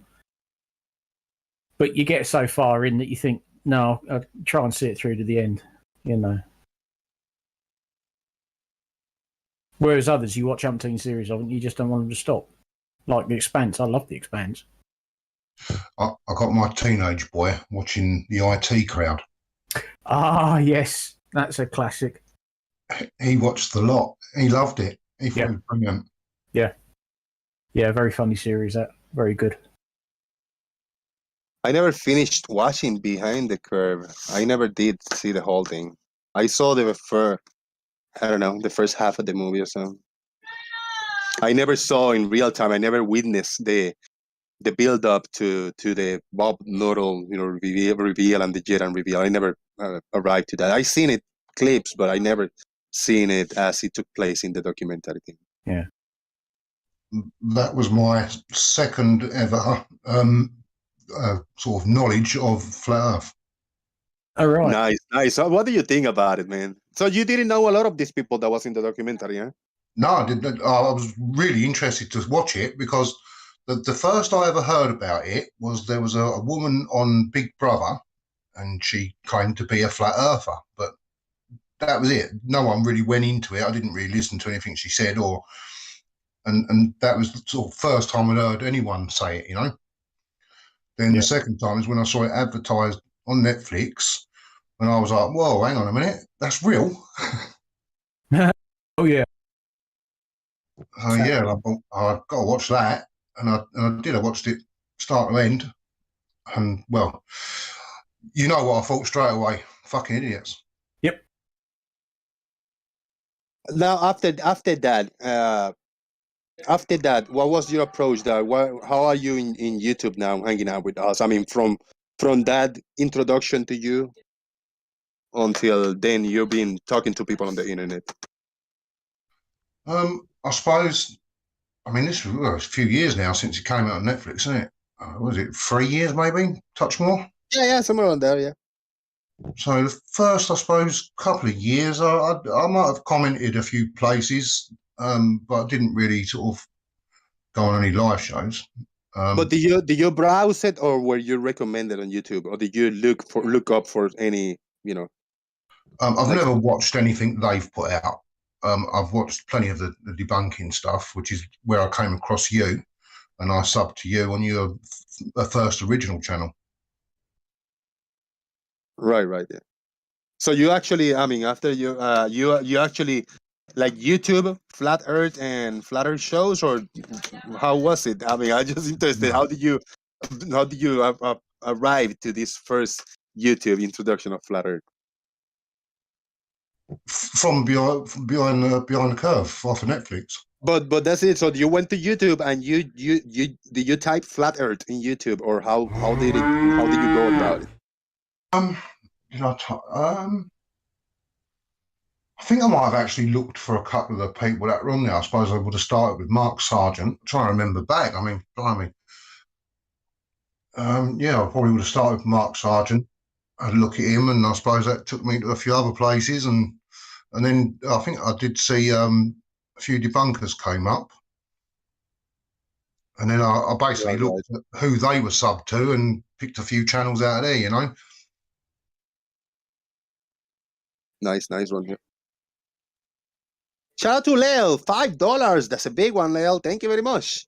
The whole panel are degenerates. They have developed to non-talking about Lemon Bird. Had to read it. Thank you, Leo. I'm glad you only said it twice. Oh, he said it 3 times. I don't know. It could be. It's magical, though. It's Lemon Bird just open the mouth and say something, that would be magical moment. Yeah, that was I've a trick. He tricked you into saying it 3 times. Magic! Oh, it's real. It's like Bloody Mary. Evening, Lemon. What's up, Lemon? Hey. How y'all doing? We're doing all right. Just a hangout show over here, talking about random things around. Nothing special. Interesting. I better go. Sounds like we had a resident flatty up in here. Yeah, it's good, man. How about just being Lemon, and don't worry about whether it's flat or a globe? I'd have to go with flat, with the general layout. I said, how about just being Lemon and not worrying about if it's flat or a globe? I guess.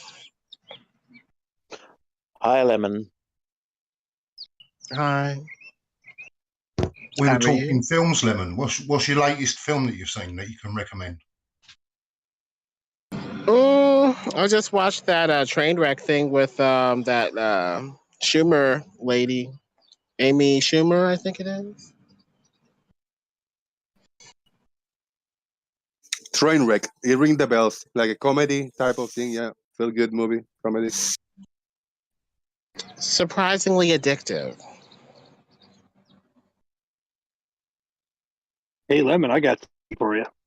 We were talking how we were introduced to Flat Earth.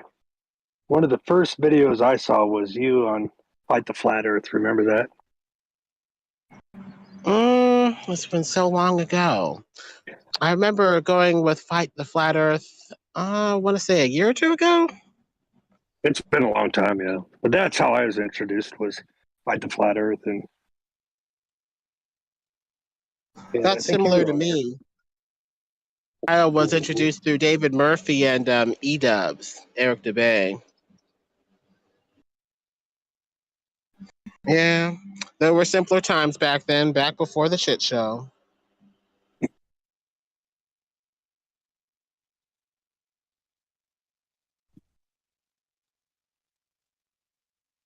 Shout out to Lale, $2 super chat. Lemonbird and Farmer's Boy are besties. BFFs. Whee! Lemon, can I ask a question? Mm-hmm. Ice cream or gelato? Ice cream. Gelato's very kind of heavy. Gelato is actually lighter. It doesn't use as much cream as ice cream. I'd say you've got to say what with. I don't like the egginess of it. To me, it just doesn't go with ice cream, although ice cream does have eggs in it. It just is a different consistency, I guess. There's no eggs in gelato. Gelato is a lighter version of ice cream. Gelato? Yeah. And it's not sorbet either, right? I mean, sorbet is called this orangey, tangy thing, which I'm not a big fan. But gelato is like gelato is a type of ice cream. I don't know, but the texture and something else is different, but it's really good. And it's not eggy at all. No, it's good. No, it's not eggy. It's lighter. It doesn't have as much cream. Well, yeah, it's just Italian for ice cream. No, gelato is not Italian for ice cream. Gelato is gelato. Ice cream is ice cream. How do you say ice cream in Italian? Gelato. Boom. Yeah, but it's like the shrimp in Italian. What is shrimp? Scampi, right? Scampi. That's the word for shrimp. Yeah. But over here in the United States, you can buy shrimp scampi, a little box. So you buy shrimp. You can use the word for different things. So the word gelato was hijacked from original Italian, but it's used now as a type of ice cream, slightly different type of ice cream. But the word is actually defined is definition of gelato in Italian, of gelato, ice cream. Lemon, how about gambling? I played a few scratch-off tickets earlier, lottery over here, which I had a loss. I lost money. But what do you think about the gambling in general? I'll do a scratch off, but I won't do like the crap tables. I always grew up thinking gambling was wrong or whatever. So it's in me now. Yeah. Never played like either in school or a group of friends like, no, I bet $1. I bet $5 for that. That's a type of gambling, but do you think there's a divider? Just gambling with friends and for fun, playing a $5 scratch of a $2 here and there is not bad versus going to a casino or buying hundreds of dollars in lottery tickets. You think there's a difference or is it the same? It's a similar spirit. One could, turn to gambling away your house or whatever potentially. But, if you can keep it from getting to that level, more power to you. But it's not as bad as playing Russian roulette or something like that for $1 million.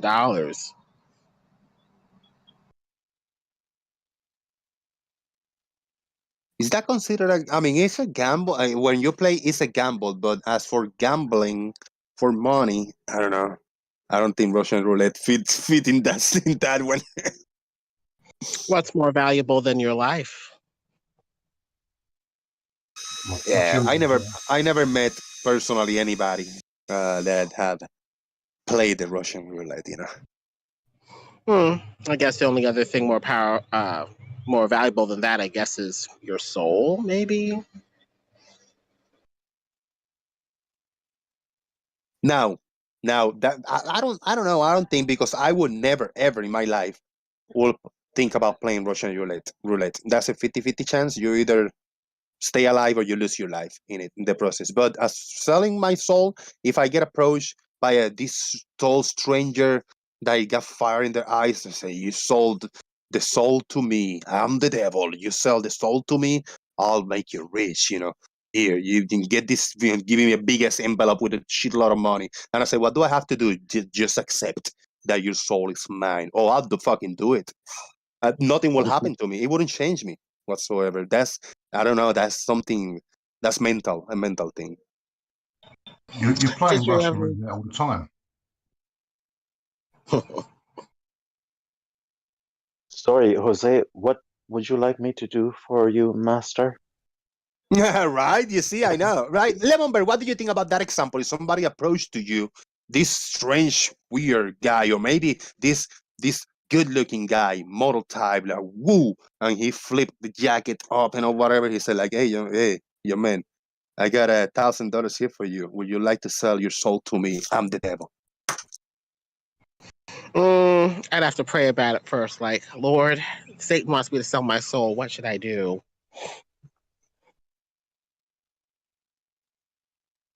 You'd need to ask someone what to do, for real. All of a sudden, what was that? Yeah, it's impossible. It's not sellable.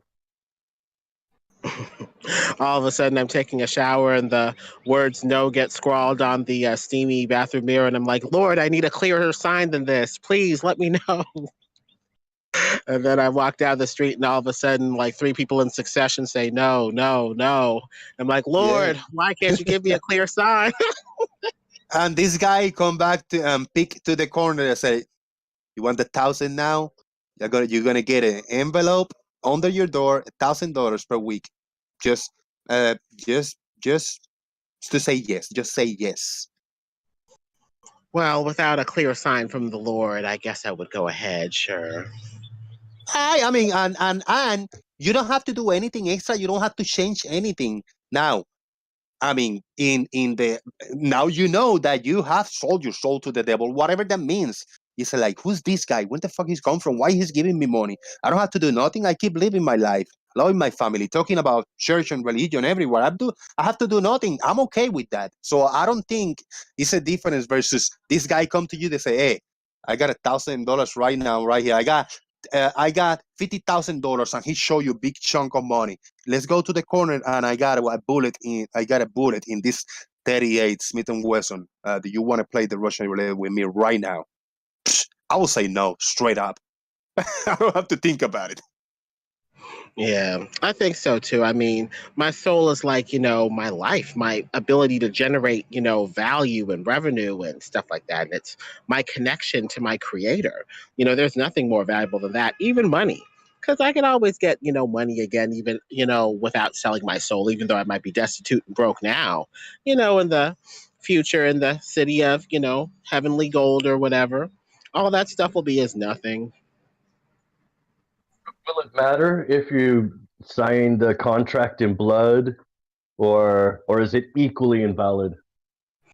Well, you can try to sign away your soul, but the one who ultimately has the deed is God.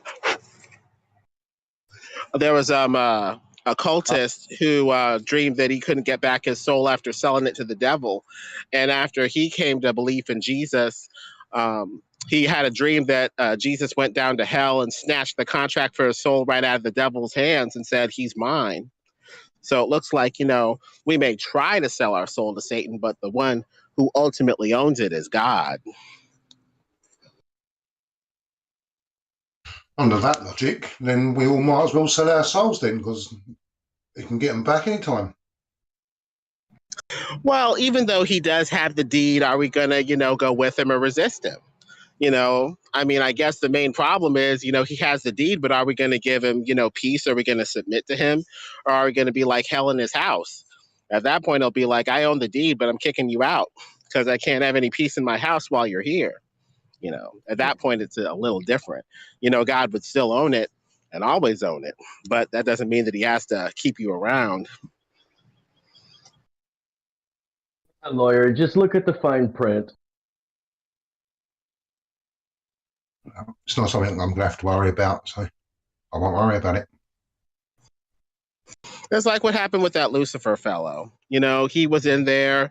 God got a prize of what he was doing. And he's like, "Yep, you're gonna have to go." Got booted out of heaven like lightning. I guess that's what would happen with us if we decided to, rebel.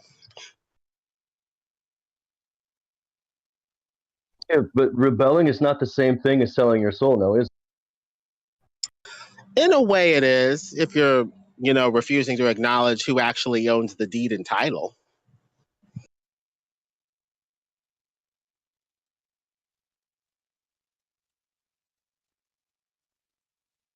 How does that change it?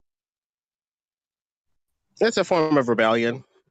It's like God searches your heart and sees, you really don't want to have anything to do with me, so depart from me. So God's my ex-wife then?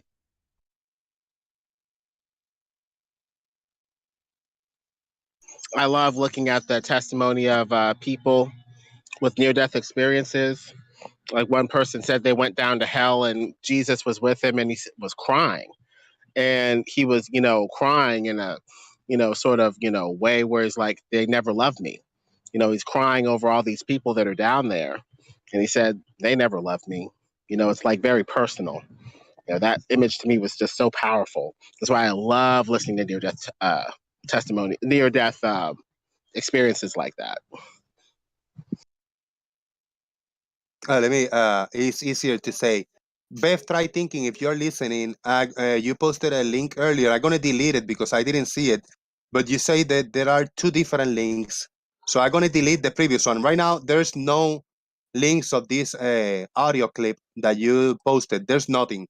So would you like to post your two links that you say there are two different links? And you're good. Just posted once, both, because I deleted the other one. I didn't see any. I want to see them on my end. But it's not a trick. Just post them because I was deleting it thinking that it was the same link, and you say it's a different one.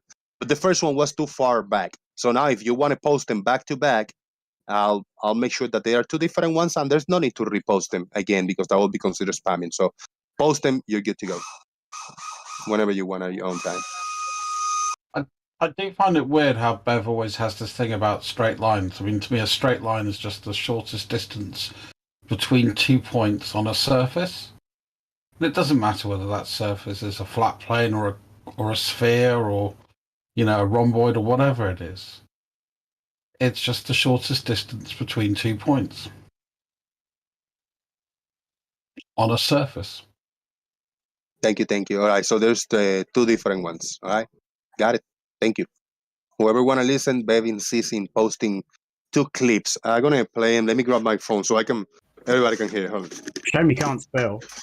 I was going to say, who's Falmer's boy? I have no idea who Right. Falmer's boy is. I'm going to play two clips that Bev posted. I'll tell you exactly what it says. But It's a let clip me of play him. Let me play him, people. Okay. Let me play him. And then I'll tell you. Go ahead. Yep.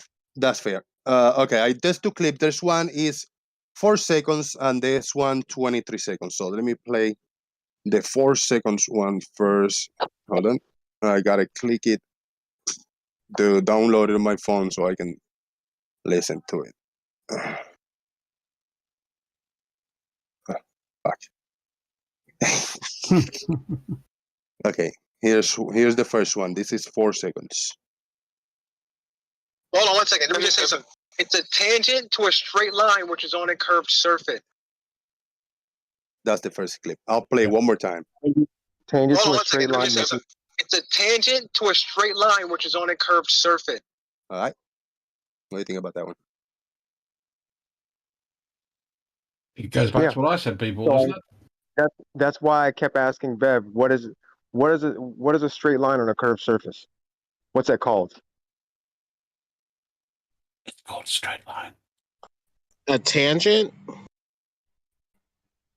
When you draw a straight line on a curved surface, there's a specific name for it.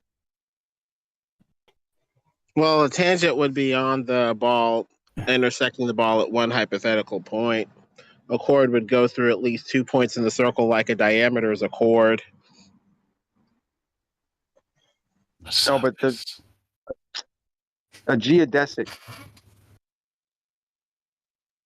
A geodesic is a straight line or the shortest point between 2 points, shortest path between 2 points on a curved surface. And I guess I was talking about a tangent to that line. A tangent to a geodesic? Yes.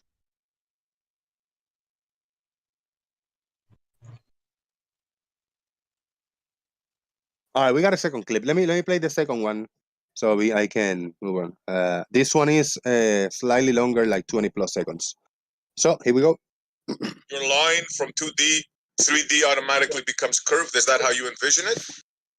Well, yeah, the problem is it's both. It's both straight and curved.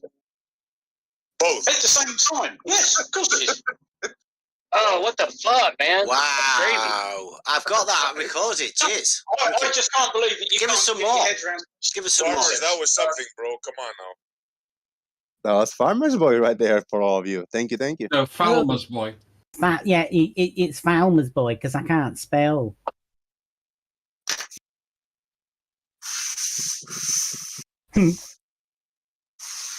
So, what does that mean, Bev? Does that mean that you're correct? There's no such thing as the shortest path between 2 points on a curved surface. There's no such thing as geodesics. Not in Bev's world, there isn't. Well, I mean, to carve the perfect path, you need a flat plane to intersect the surface. Otherwise, you could be going in wild directions on the curve. No, you don't. Well, we know the difference. We know the difference between a straight line on a curved surface and a tangent. We know there's a difference. We know there's a difference. Maybe he was trying to point out that I didn't know that. I don't know there's a difference. Trust me, Bev, I know. You're the one that denies a certain part of geometry.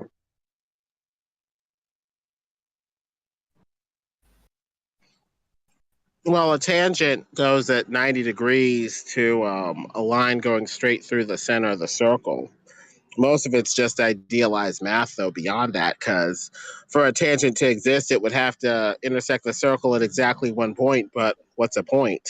According to Euclid, it's that which has no parts, which has no analog in reality. Everything in reality has parts. So that definition for that line is meaningless, kind of jeopardizing the whole definition of a tangent being a real thing that's part of real reality. Can we measure the shortest distance between 2 points on a curved surface, Lemon? Not without a flat plane intersecting it, so you can, double check your curve, because you could be going off in some sort of weird direction. So without a flat plane intersecting the surface, no. Really?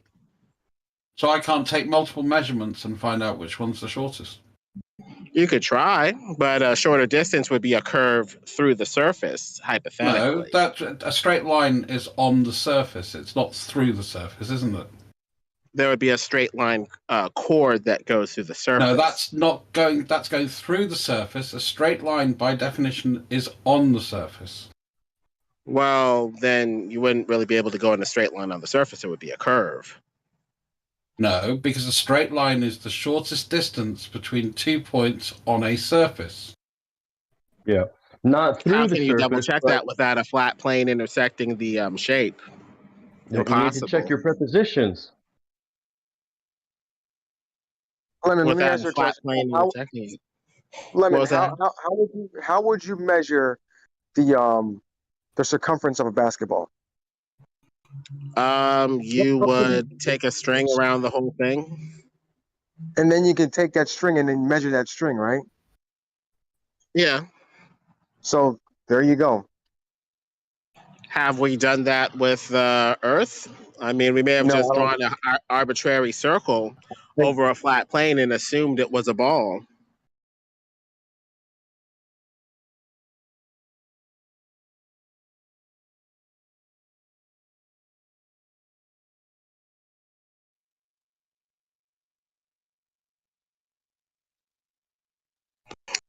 But we could just be tracing a circle of 24,901 miles circumference over a flat surface as opposed to over a ball. We need curvature. Yeah, but that's not what we're talking about. We're just talking about the fact we're not talking about the shape of the Earth or anything else.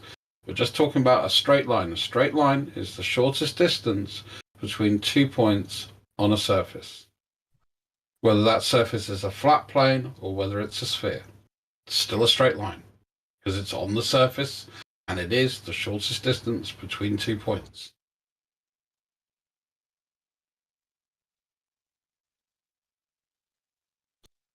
So we're talking about the shortest distance between 2 points, period, which would be a on the chord surface through the shape, versus On the the shortest surface? distance between two points on the surface.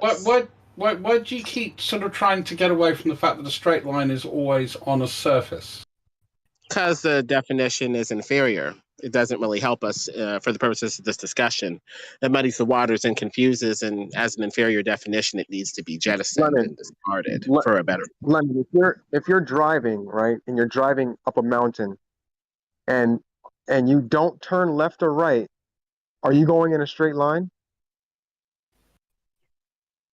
No, technically, you're going up the mountain.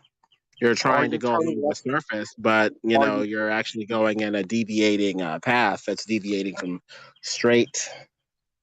But are you turning left or right? You're going up or down the mountain, but not left or right necessarily. Oh, so you're not going left or right, so you're driving straight, right? Up the mountain and then down the mountain or down the hill. You're going in a straight path. You're going in a bent path. There's a straight path that cuts straight through the mountain that you can't take, but hypothetically it would be That's going through the surface again. So for the purposes of this discussion, we need to see if the straightest path possible can be taken or not, or if we're just assuming that it's a ball. Why do you keep invoking a third dimension when you're talking about a straight line? Oh, who knows? Maybe it's because we normally talk about the shape of the Earth. Yeah, but we're talking about 2D geometry. Idealized 2D geometry without an analog in reality? Okay. Let's No, talk not about without an analog in idealized reality. abstraction without a real analog in the real world. Show me an actual straight line then. If you want to take it to that extreme, you can say that straight lines in themselves are always theoretical because we can never draw a perfectly straight line. The same way as we So can let's see if we can take the straightest direction there over the flat surface. So again, you've got a problem. You're just trying to wiggle out of the fact that a straight line, by definition, is the shortest distance between 2 points on a surface. You don't need It's to add the any shortest more. distance between 2 points, period. You're adding the No, surface, so you on can a add the surface. implication I'm of it being quoting Euclid, on man. a curved surface on a sphere. I'm quoting Euclid, I am. That's what Euclid says in Euclid's postulates. And Lemon disappears because he doesn't like it when Bumlin holds his feet to the fire. Or he could have had a bad connection, like. Because level is horizontal. What's with the accent, Dross? Sorry, that was my very bad attempt to dig a bed. Sorry, I'm eating the biscuit. Otherwise, I'd have done it for you. Thank you. Can't do it when I'm eating. It is a goal to make a biscuit come out of Barmer's nose, but we all have hobbies.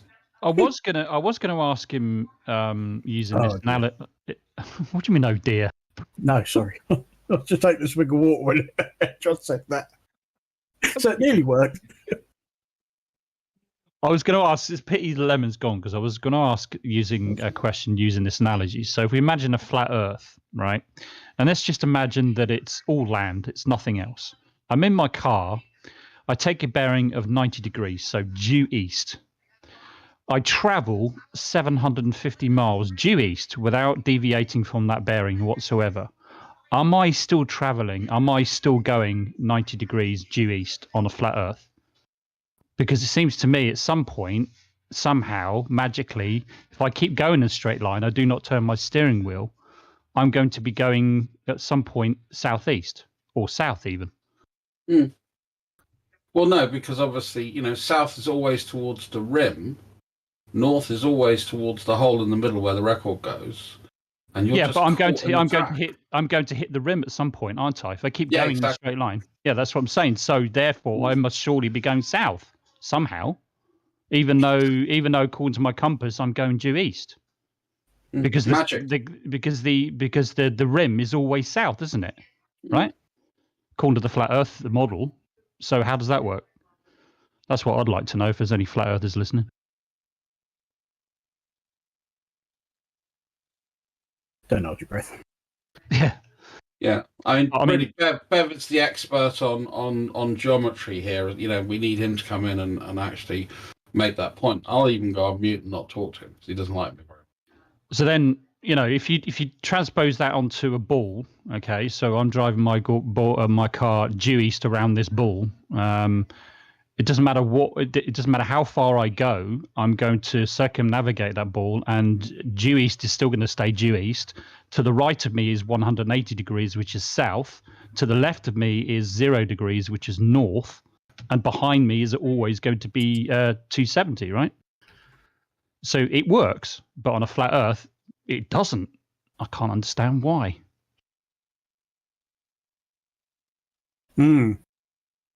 Interesting. Well, because nothing works on a flat Earth. Doesn't it? Oh, damn. Well, yeah. Damn it. Good job it's not flat, eh? Yeah, no, exactly. Yeah. Yeah, I've actually been trying to get Bev to agree with the fact that, you know, just a really simple statement, which is a straight line is the shortest distance between 2 points on a surface. Yeah. And he refuses to look at that point. Because it's exactly how Euclid puts things. He was the bastard that made me reread Euclid after 30 years. For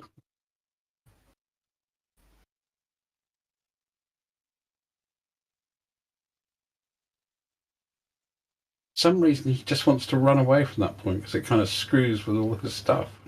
I wonder.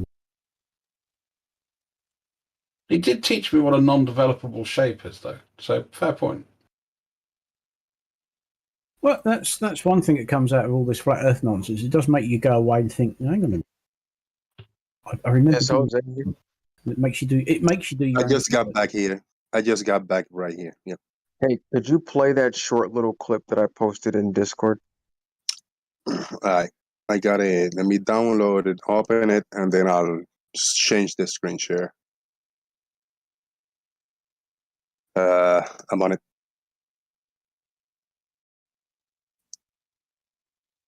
Where's Lemon? He left.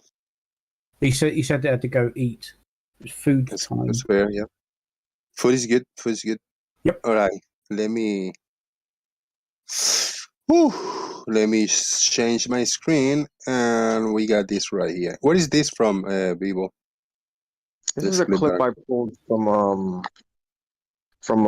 YouTube. It's just an explanation of a geodesic. It's no. I don't think it will have any copyright. No, you'll be fine. I've used it. I think I used it in one of my videos a while ago. All right.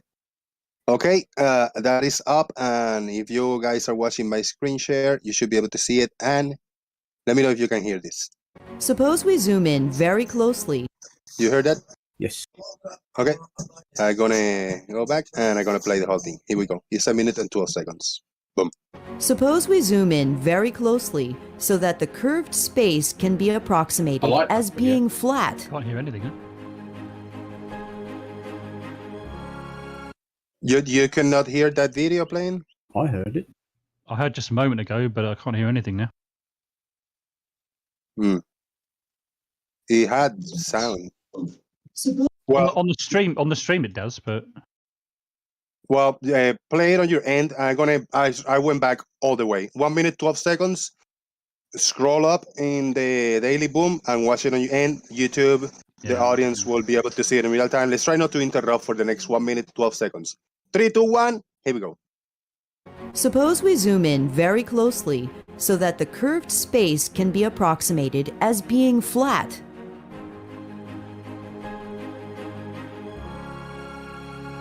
Suppose we use this approximation to move our arrow forward by a tiny amount.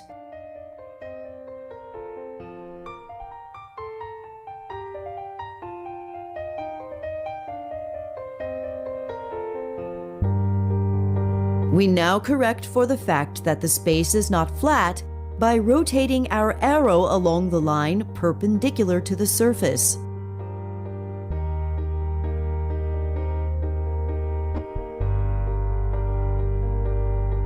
If we repeat this over and over again, we get the path of the geodesic.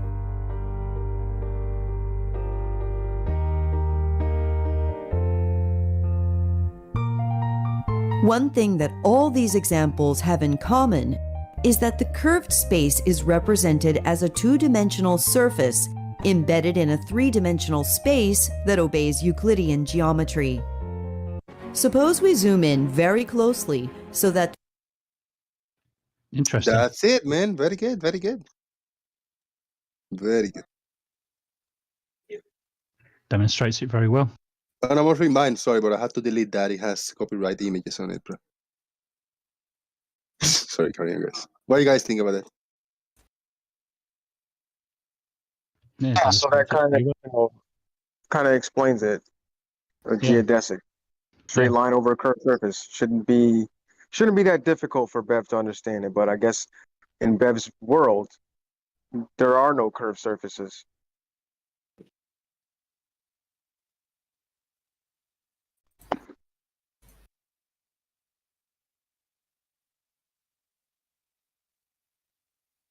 Good stuff.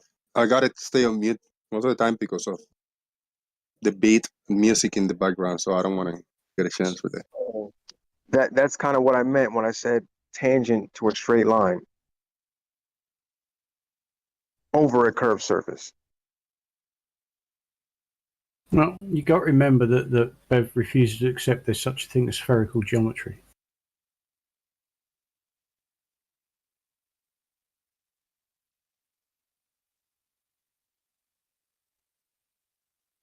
So you're on the loser to start with, because it's just rejecting reality. So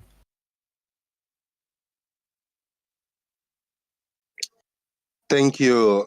Jim's Mind said that this is from a YouTube channel called Physics Videos by Eugene Kurotrowski, whatever his name is, and copyright warning. We talked about it. I think I might have used that in one of my videos.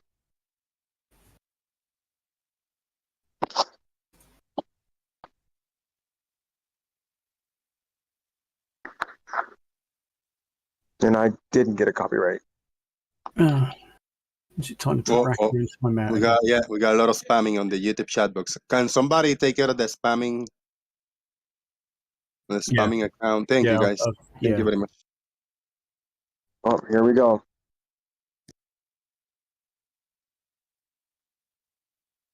See, he didn't pay attention to the video. No, all surfaces are 2D. The surface of a sphere is 2D.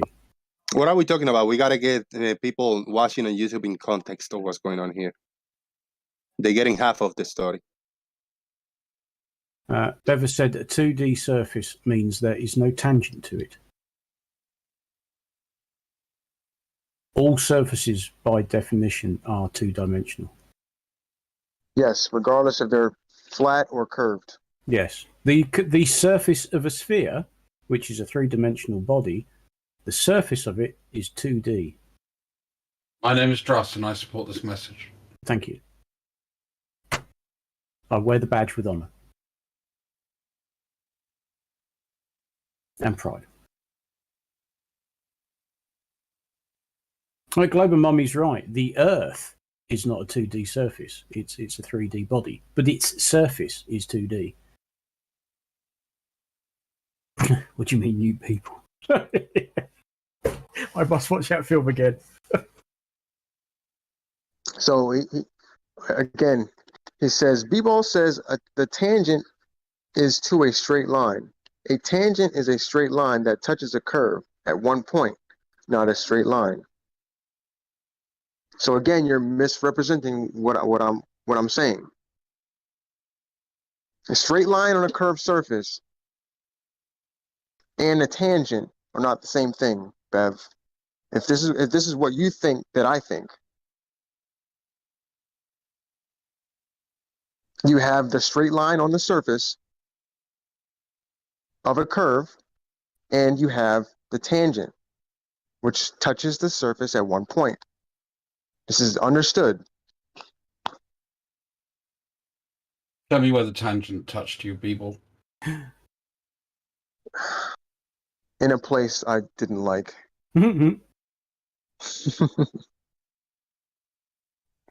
Actually, I think it's Bev that is denying the existence of tangents.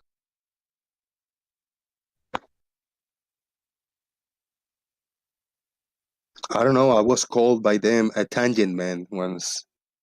I like their name. I don't know why. I mean, silly, but it's okay. I can be the tangent man as a superhero. We put that to the Song of the Tambourine Man and just change it to Tangent.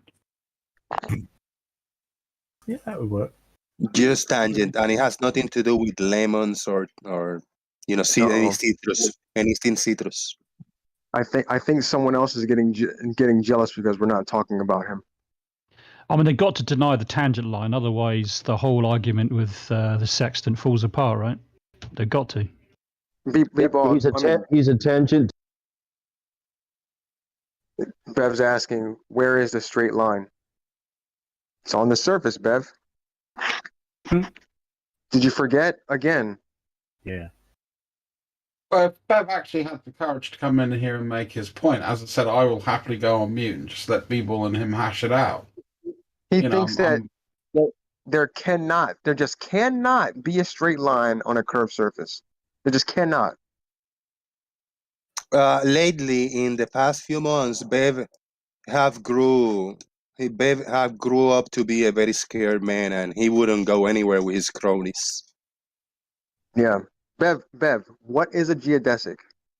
Just try and answer that question. What is a geodesic, Bev?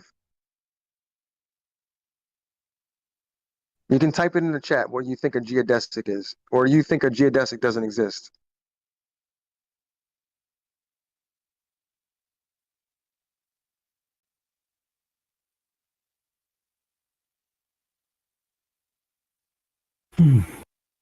I mean, hell, you're the geometry expert here.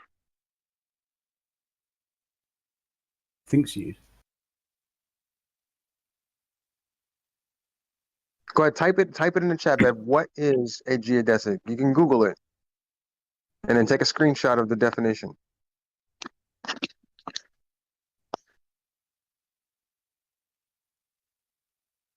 Shout to Biggest Douglas.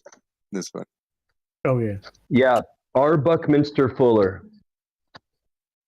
Yeah, really, really smart guy.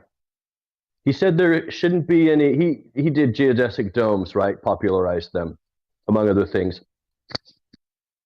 R. Buckminster Fuller destroyed the flat Earth a long time ago, and when he said that there shouldn't be up or down, it should be going toward. They should be going in and out, in towards the center and out from it.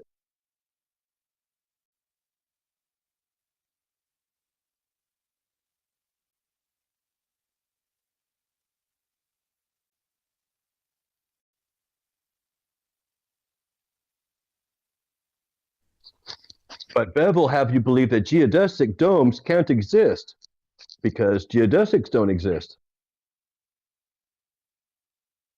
Oh no.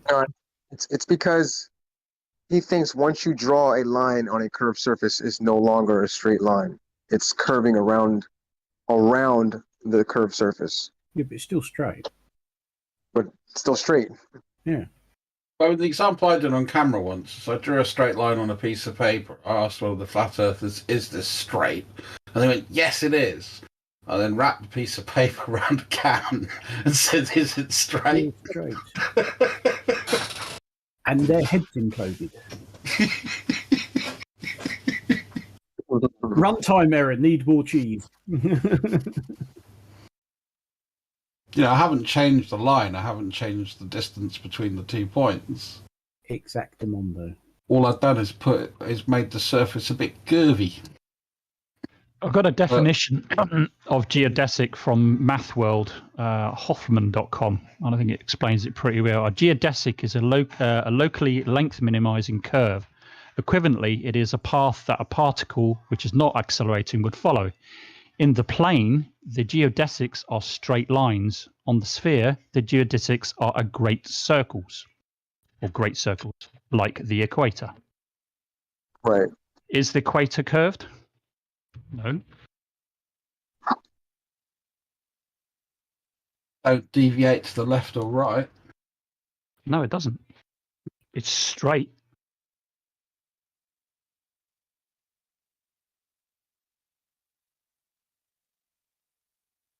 A big shout out to Peter G, by the way. Thank you for that. I appreciate the point you made around complex geometry and surfaces. Who? Peter G. He put it in the chat. Oh. He wasn't the PC earlier. Right.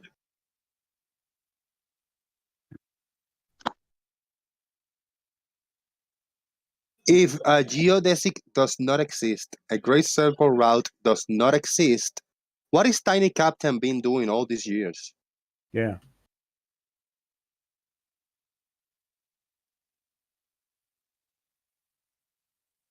Excuse me, but Bev want to ask you all a gotcha, very misconstrued question. Yeah, is a circle a straight line? No, Bev, a circle is not a straight line. But we're not talking about the circle. He didn't want to answer the other question. What is a geodesic?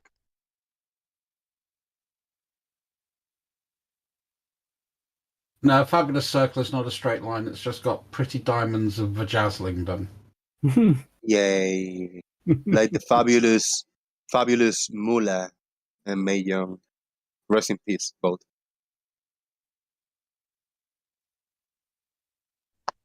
But again, you're trying to take something that's two-dimensional and then equate it to something that's three-dimensional, Bev. I think that's your basic problem.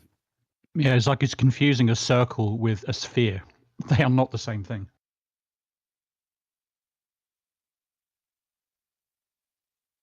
Remember, a line only has length. It technically has no width.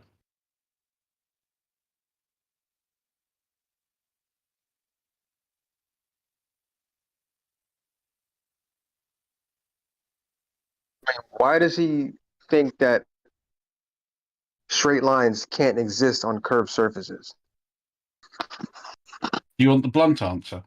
Go on. Go ahead. Because it ruins the fantasy that he wants to live in. Yeah, pretty much. That's the nice blunt answer. Oh. I wasn't going to say because he's a fucking idiot. Because That's the that would be one. rude. That's the one. Because he's a fucking idiot. And he just wants to play We have to basically a game of sophistry. Sorry. We have to be a little more specific. You say he is an idiot. No, we gotta say names here. Bev, try thinking. Bev is an idiot. Yes. Unquote. Thank you. I like that.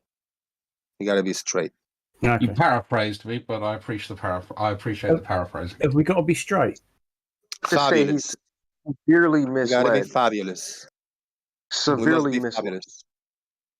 Sorry. And Lies. Hatulebalauru. Lies. There's some Rakia soccer account telling lies in the YouTube chat box. Thank you. Using a sock account to do that. Yeah, maybe. Stone, delete.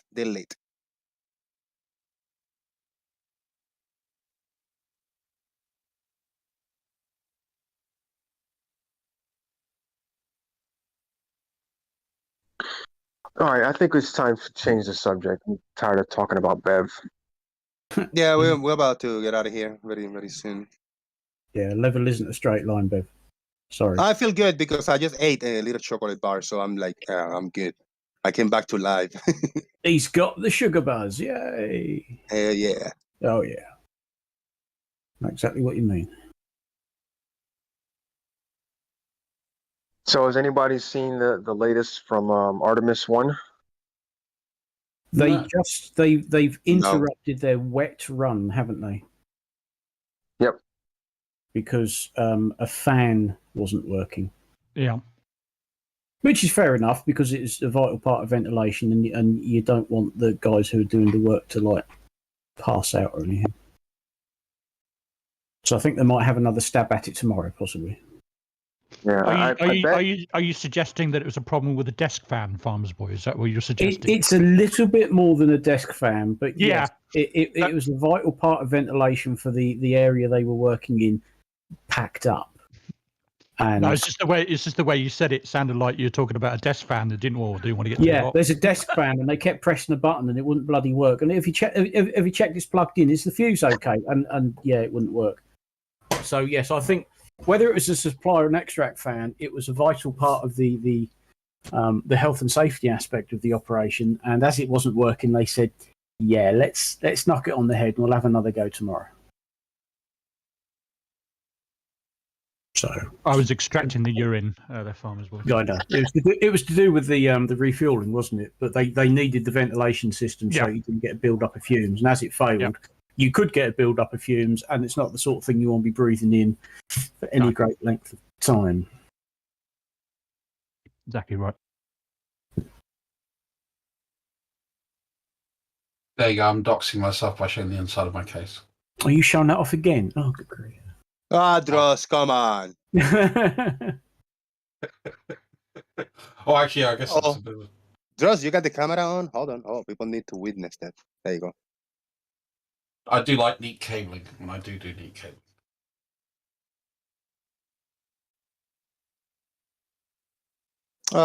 Can somebody time out this Hapt guy? He's just here to just spamming the same shit, and I don't know what his intention is. Just instigation is not necessary. It's like, so fucking boring. Fucking A. He's gone. He's gone. Yeah. Well, for the next 5 minutes anyway. Yeah. I got one for you, Dress. Hold on. Oh, here we go. Oh, I want to be You wanted fabulous. him gone. I want to be fabulous today and not annoyed. Fabulous. Dross, why you didn't have a wrench, man? Come on. Oh, no hiding. No hiding.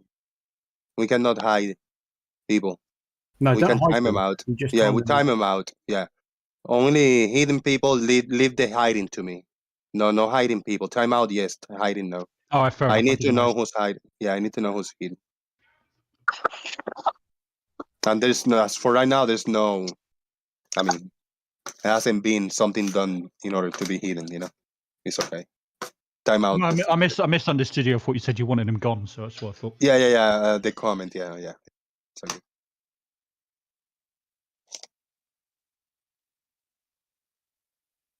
The fuck this little ant are coming from? Probably coming from inside the laptop. That's why it's so fucked up. What, you got ants inside your laptop? Yeah, probably.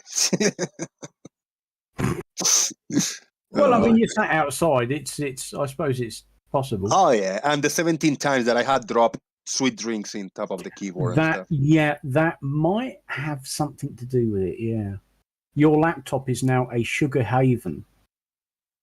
Yeah, man. It's like, hey, and yesterday, last night, Jose's laptop.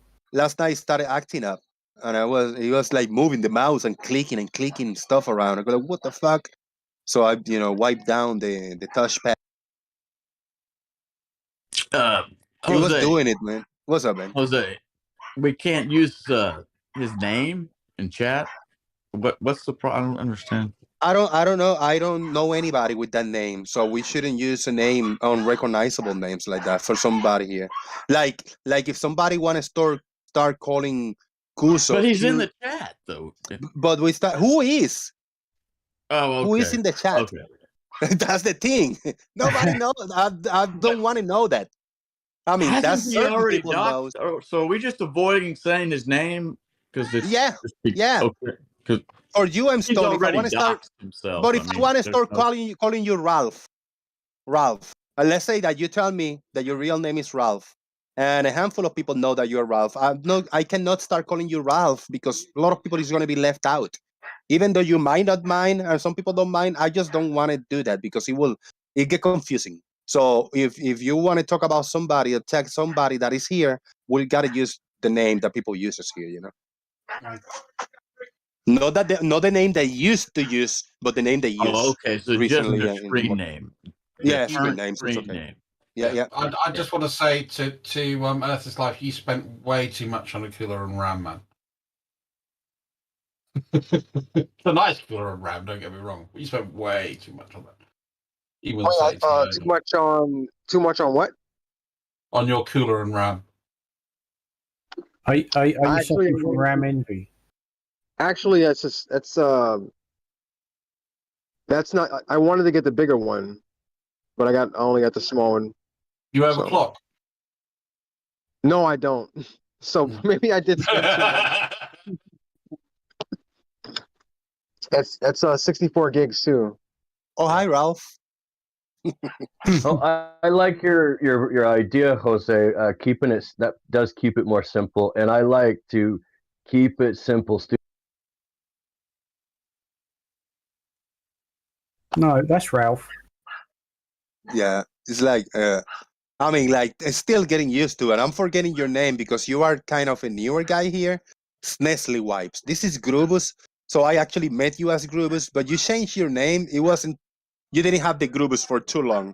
If I remember, now, if you stick by this name, I'm going to call you like that. If you change to Grubus later, I don't know if I'm gonna want you to change it back. So if you want to stay with Snestley Wipes, moving forward, that's okay, but there's this one guy, Glass Monster. Glass Monster come here and he wants to be called God or some shit like that. I'm not gonna do it. Did it? I know that you are Glass Monster, and that's the name I'm gonna call you forever. You know? That's right. We all know he's Glass Monster. Yeah, I'm not gonna call you a new name, silly name, because you want to change it every day. Oh, Fitis is Lemon Bird Fitis is 3 names. I'm giving Lemon 3 names. Arif Angley, which is the one he uses in YouTube. He uses Fitises most of the time to hang out around in the discourse. But your nickname is Lemon Bird for most of the people because it's kind of your older nickname. So it's okay. It's a little, you know, a little more open there. But for some people like Earth is Life, I'm getting used to it. I still call you Beeble because that was your channel name for so long, you know. Yeah. You kind of go with, you know, when you first meet someone and then they have a specific name, kind of stick with that for a while. Yeah, like me. Nobody. I mean, I don't gonna get mad if somebody call me only Jose or Jose JG. I'm gonna say no. I'm Jose JG Boom. That's my new show. You know, it is what it is. You know, Jose JG Boom. It's okay. You want to call me Jose? It's okay. I don't even get mad when people call me Jose Gonzalez, even though Gonzalez is not in anywhere in this, you know, in this channel. But it's okay. I don't care. It used to be in your own channel, though, didn't it? Yeah. My old channel, Jose JG Gonzalez. So it's okay. It is what it is. You know. I just want to give a shout out to Global Mum. I thought she put some fantastic arguments up today about good geometry. She did. I still get called Casual Spaceman or just Casual or Spaceman. No, There you go, no, yeah. no, come on. You know what your name is. If you're a Farmer's Boy. Your name is 2.0. Spatial Caseman.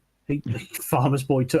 You're the only one that calls me that, by the way. I You're am the only one every that's- bloody English person that comes into any of these hangouts.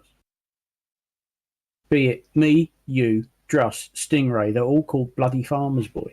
And the worst thing is I'm fucking Scottish. Yeah, and I'm not. I just got a Rakia, no, you know, Beeble, Bev. I'm so tired, man. I can't even read it. Bev, you gotta stop posting meme images with your logos things in my Discord, man. I don't want any of your images with logos and shit like that. If you find Google images, but don't add any of these little images, these little icons that you use in your channel, I don't want them in my Discord. I think there's a saying that we can use here: never go full Bevtard. Yeah. Never go full Bevtard. Yeah. It was a Rakia, under reference just to make Farmer's Boy a bit happier. And then Rakia asking for timeouts. He's just out of nowhere, out of context, just typing children. What the fuck does that even have to, that word shouldn't ever be used in this channel? Why are you just saying children? What the fuck is that? I mean, just time out, man. Everybody time out if you want to. Anamorphic Mind with a $5 super chat. Thank you very much, Anamorphic Mind. I appreciate that. For now on, I shall identify as Jose. My pronouns are Jose, JG, Boom, and Flip Flop. Thank you very much, Anamorphic Mind. Now the question is, are we getting notifications for the super chat on YouTube, I really don't know. Please let me know. There you go. Oh, yeah, I see it. Big $sign and the super chat. I hope there's a sound also. Thank you very much. Let me know if there's a sound with a super chat notification. I'm Morphin Minan or somebody else in there.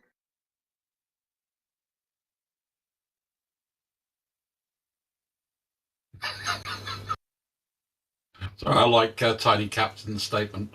I'll always be Tiny Captain. I'm 45 years old. I won't grow anymore. Only shrink. You don't necessarily just grow upwards. Yeah, you just grow down. You can grow out. Trust me. Oh, moo. There you go. Thank you, Apas Legos. Yeah, the moo works. The moo in the super chats.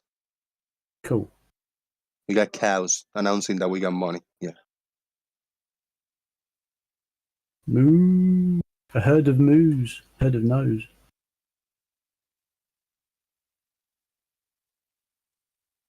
Damn it. I know what I'm going to end up watching tonight now after I've watched MotoGP. Tropical Thunder? Yeah, just for Les Grossman. Just for the Tom Cruise bit. I think that's fucking superb. Take a step back and... Literally, fuck your own face. Oh, dear. Add the darts.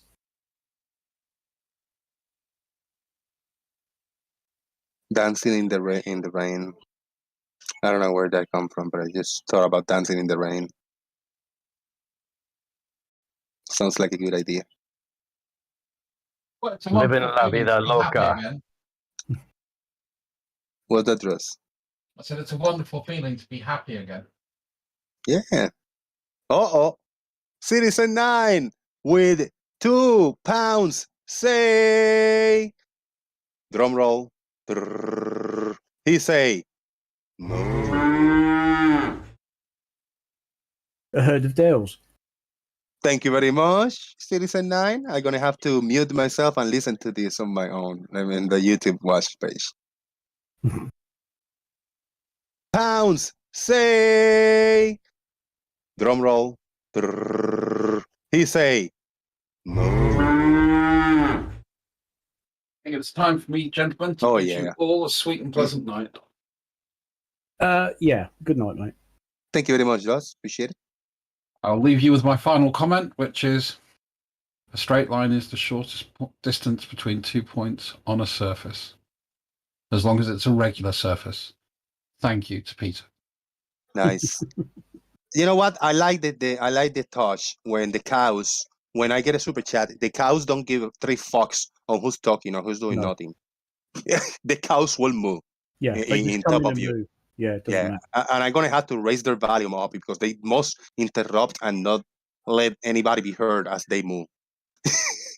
They move for like 3 seconds, so that's 3 seconds lost that we will never get. But I'd rather hear cows moving because I got money in that specific moment, you know. Is that sound? Thank you very much. We get out of here. 10 minutes and final thoughts. That's cool. Anybody else got anything to say? So what was the update on? What was the update on the Artemis? Artemis 1, you remember we looked at it the last time, they were doing a dry run and they were just sort of wheeling the rocket out there. This time it was what they called a wet run. And they were supposed to be refueling it, going through the whole refueling process. But apparently the little building, whatever the guys were working in, the ventilation packed up. And the ventilation's there to prevent the build-up of fumes from the fuel. So they knocked it on the head, and I think they're going to see if they can have another go tomorrow or Tuesday because, you know, the rocket's out there, they're ready to go. So I'm guessing they've called the maintenance guys out and said, look, can you fix the ventilation so we can have another go at this? But it is basically, it's a wet run to fuel the rocket up and make sure everything works. And next step, launch it. Basically, it was a safety issue essentially. Yeah, it was a safety issue. System. So yeah, Not the rocket, but you know the Yeah. the systems associated with everything. Yeah, a fan somewhere packed up basically. Yeah. And rather than have people passing out from inhaling noxious fumes, they said, "You know what? Let's not." You know. Or you can have all gas go down, go boom boom. Well, can be that is bad. the problem. Yes.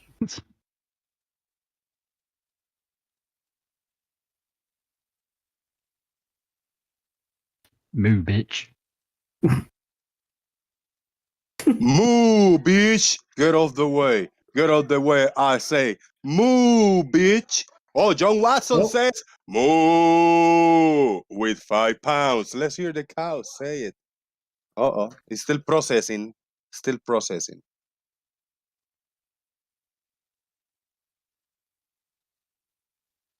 It doesn't matter if I'm talking or not because the cow will overtalk me, and I will allow it to do it.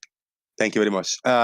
Slice Parkane is uploading a video about Gary Lai about. Oh, there goes the mouth.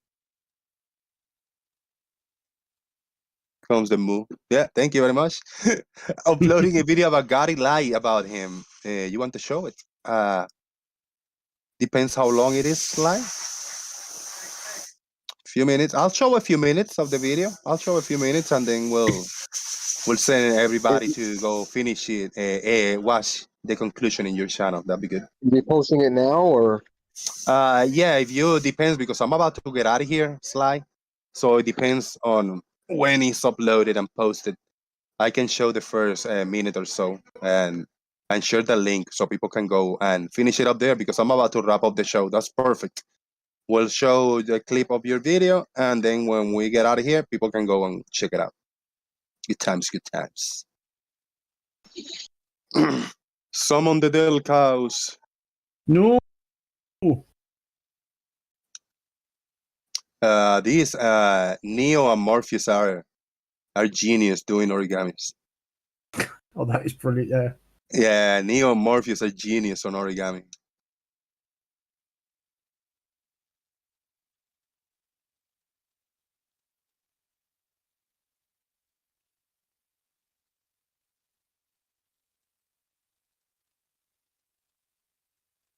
Well, if it's Scottish, then it should be a heady coo. I'll post a picture of the heady coo.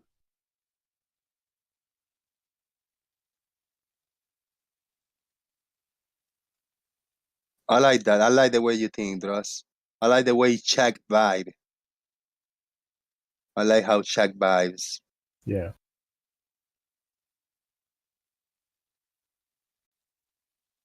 That's good.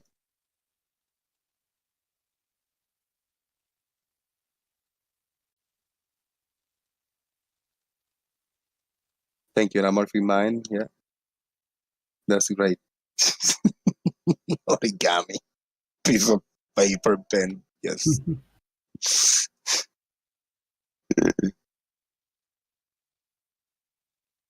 Oh yes, that's a big clue in Blade Runner, isn't it? It's an origami. Is it a unicorn? If I remember rightly.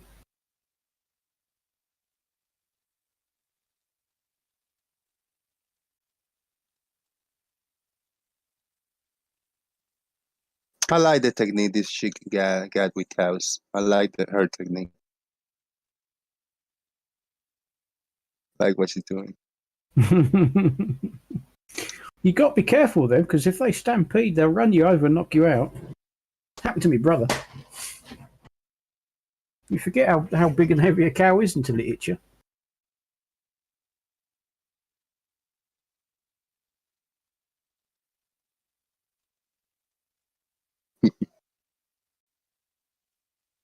Yeah, I know. I get to show all kinds of images here. The heaviest corporations, Disney, like they're very strong on copyrights, right? Yeah. I share all those logos, so I share all kinds of Disney content in here. I don't get copyright strike unless one of you pieces of shit want to maybe report me as using copyright material. That might work. So try if you want to do that. Well, that means that you have no life and you don't respect another individual YouTube content creator, you know.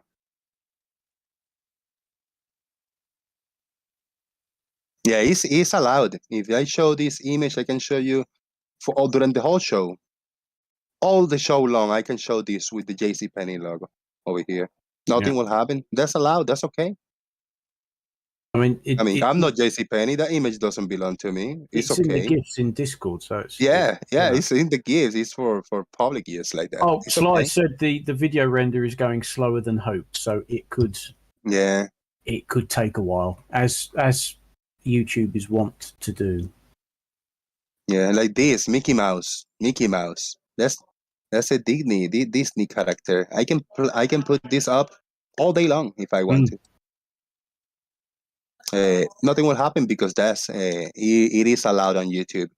I can show the Bev logo. I can use Bev logo image on my show all day long in a corner, just spinning around. I'm not gonna do it because it's trash, not because I will get in trouble or any type of copyright, but because you say that it's copyright, that's why you're not allowed to post your own images on my Discord, Bev. You can do it on yours, you know. It's your call. Fucking ants, where they coming from, man?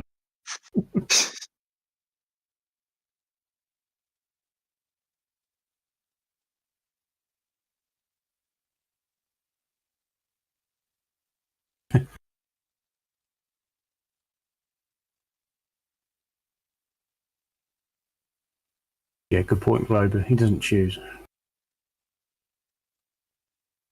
Don't think he does. It's a cool looking horned animal. Yes, I couldn't tell you what breed that is. I'm not. Yeah, horned animal. Well, I mean, it is a cow, and I think it is a breed you get up in Scotland. But I don't know what sort it is. Other than It's a hairy coo. It's a hairy coo. A hairy coo.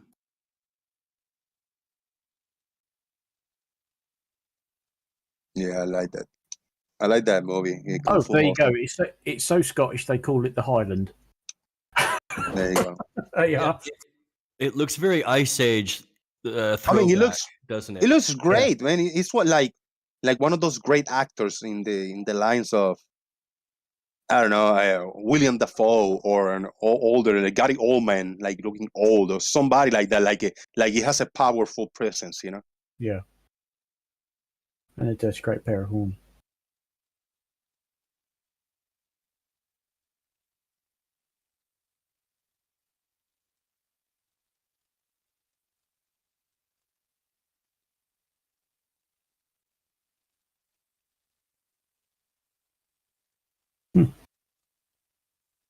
There you go.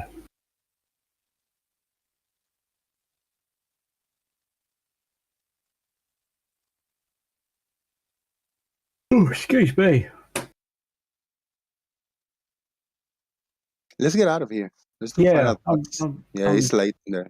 Yeah. I'm running out. For a Sunday, I didn't intend to stay this long anyway. No, well, I got up early and I've been paintballing and I've just realised, shit, I'm knackered. And I just realised what the time was. Yeah. Yeah.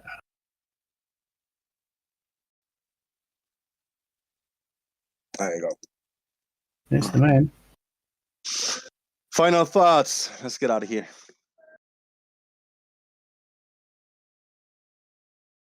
Not everyone at once.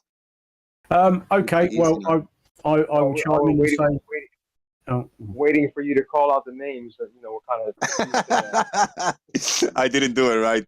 Oh, yeah, shit. He didn't. I'm just gonna let you guys do it with your own. Go ahead. Final thoughts. You want to go, Beeble? Yeah, I go. Great show.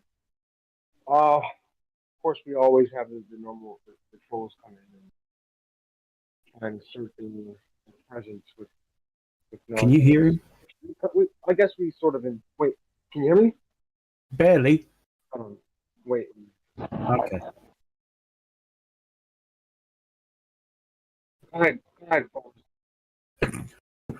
thought it was flat earthers that couldn't tech.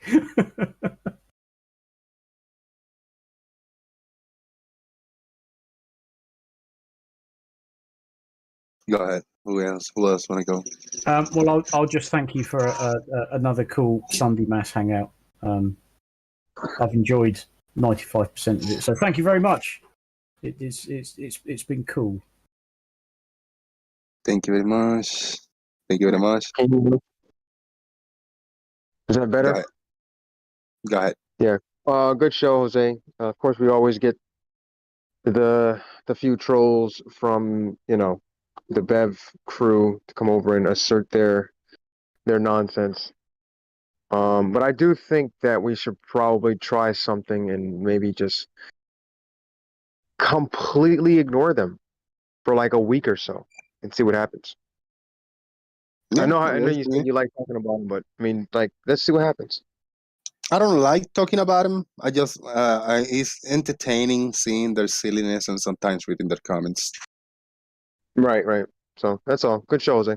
Yeah, appreciate it, man. Thank you very much. Thank you, Sly. Yeah, appreciate it, man. My laptop, which is I cannot download the 600 plus megabytes file on my computer now. It's too heavy for what I got here. Sorry, man. Not gonna be able to play that.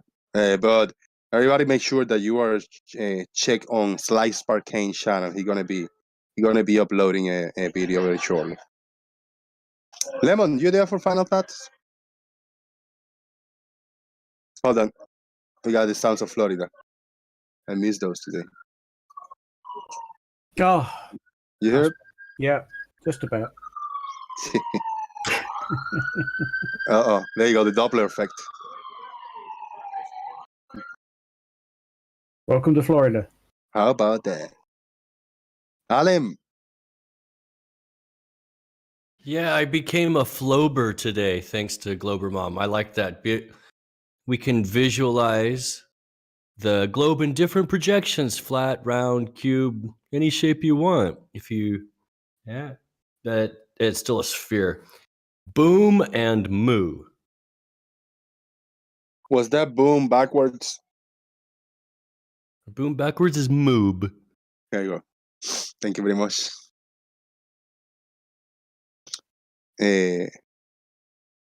I can download 200 megabits per second, so the file will be downloaded in 3 seconds, but I don't have capability in my laptop. So my laptop is old and small and don't have too much memory, so I cannot push it. So it's a big difference versus having power, having enough strength to do something versus having a weak equipment to accomplish that. I got a very weak equipment, but don't worry about it. I'm not gonna ask you for a GoFundMe, even though I need a new laptop for a long time or a PC. I'm not gonna do it because I can work with what I have. I'm not gonna ask for a camera system when I got a $45 good camera. I'm not gonna ask for a $1,000 security system because I'm not afraid. You're afraid? Go hide under the fucking rock. Thank you very much. Who else? Final thoughts? I think that's it. Yep. Thank you very much, everybody, for watching. I really appreciate the support on YouTube, Super Chat. I had some PayPal donations also. Thank you all for the engagement with each other in the YouTube chat box. Shout out to the cow that every time that I got a Super Chat say moo. Thank you all of you guys over here in the panel for being here, hanging out, and those absent of arguments like the Bevan crew over there. Thank you those for being present, even though there was nothing smart about it, but you were present, so I give you that. Appreciate it. I mean, you were somehow present as a keyboard warrior spammer type of thing, you know. Tutti, get out of here. Tutti's here. Tutti, Tutti needs a shower. She got dark black eyes on there. Right? Tutti, get out of here. Well, Tutti say peace, everybody. Thank you for watching. Jose Yayi out. Boom. Thank you.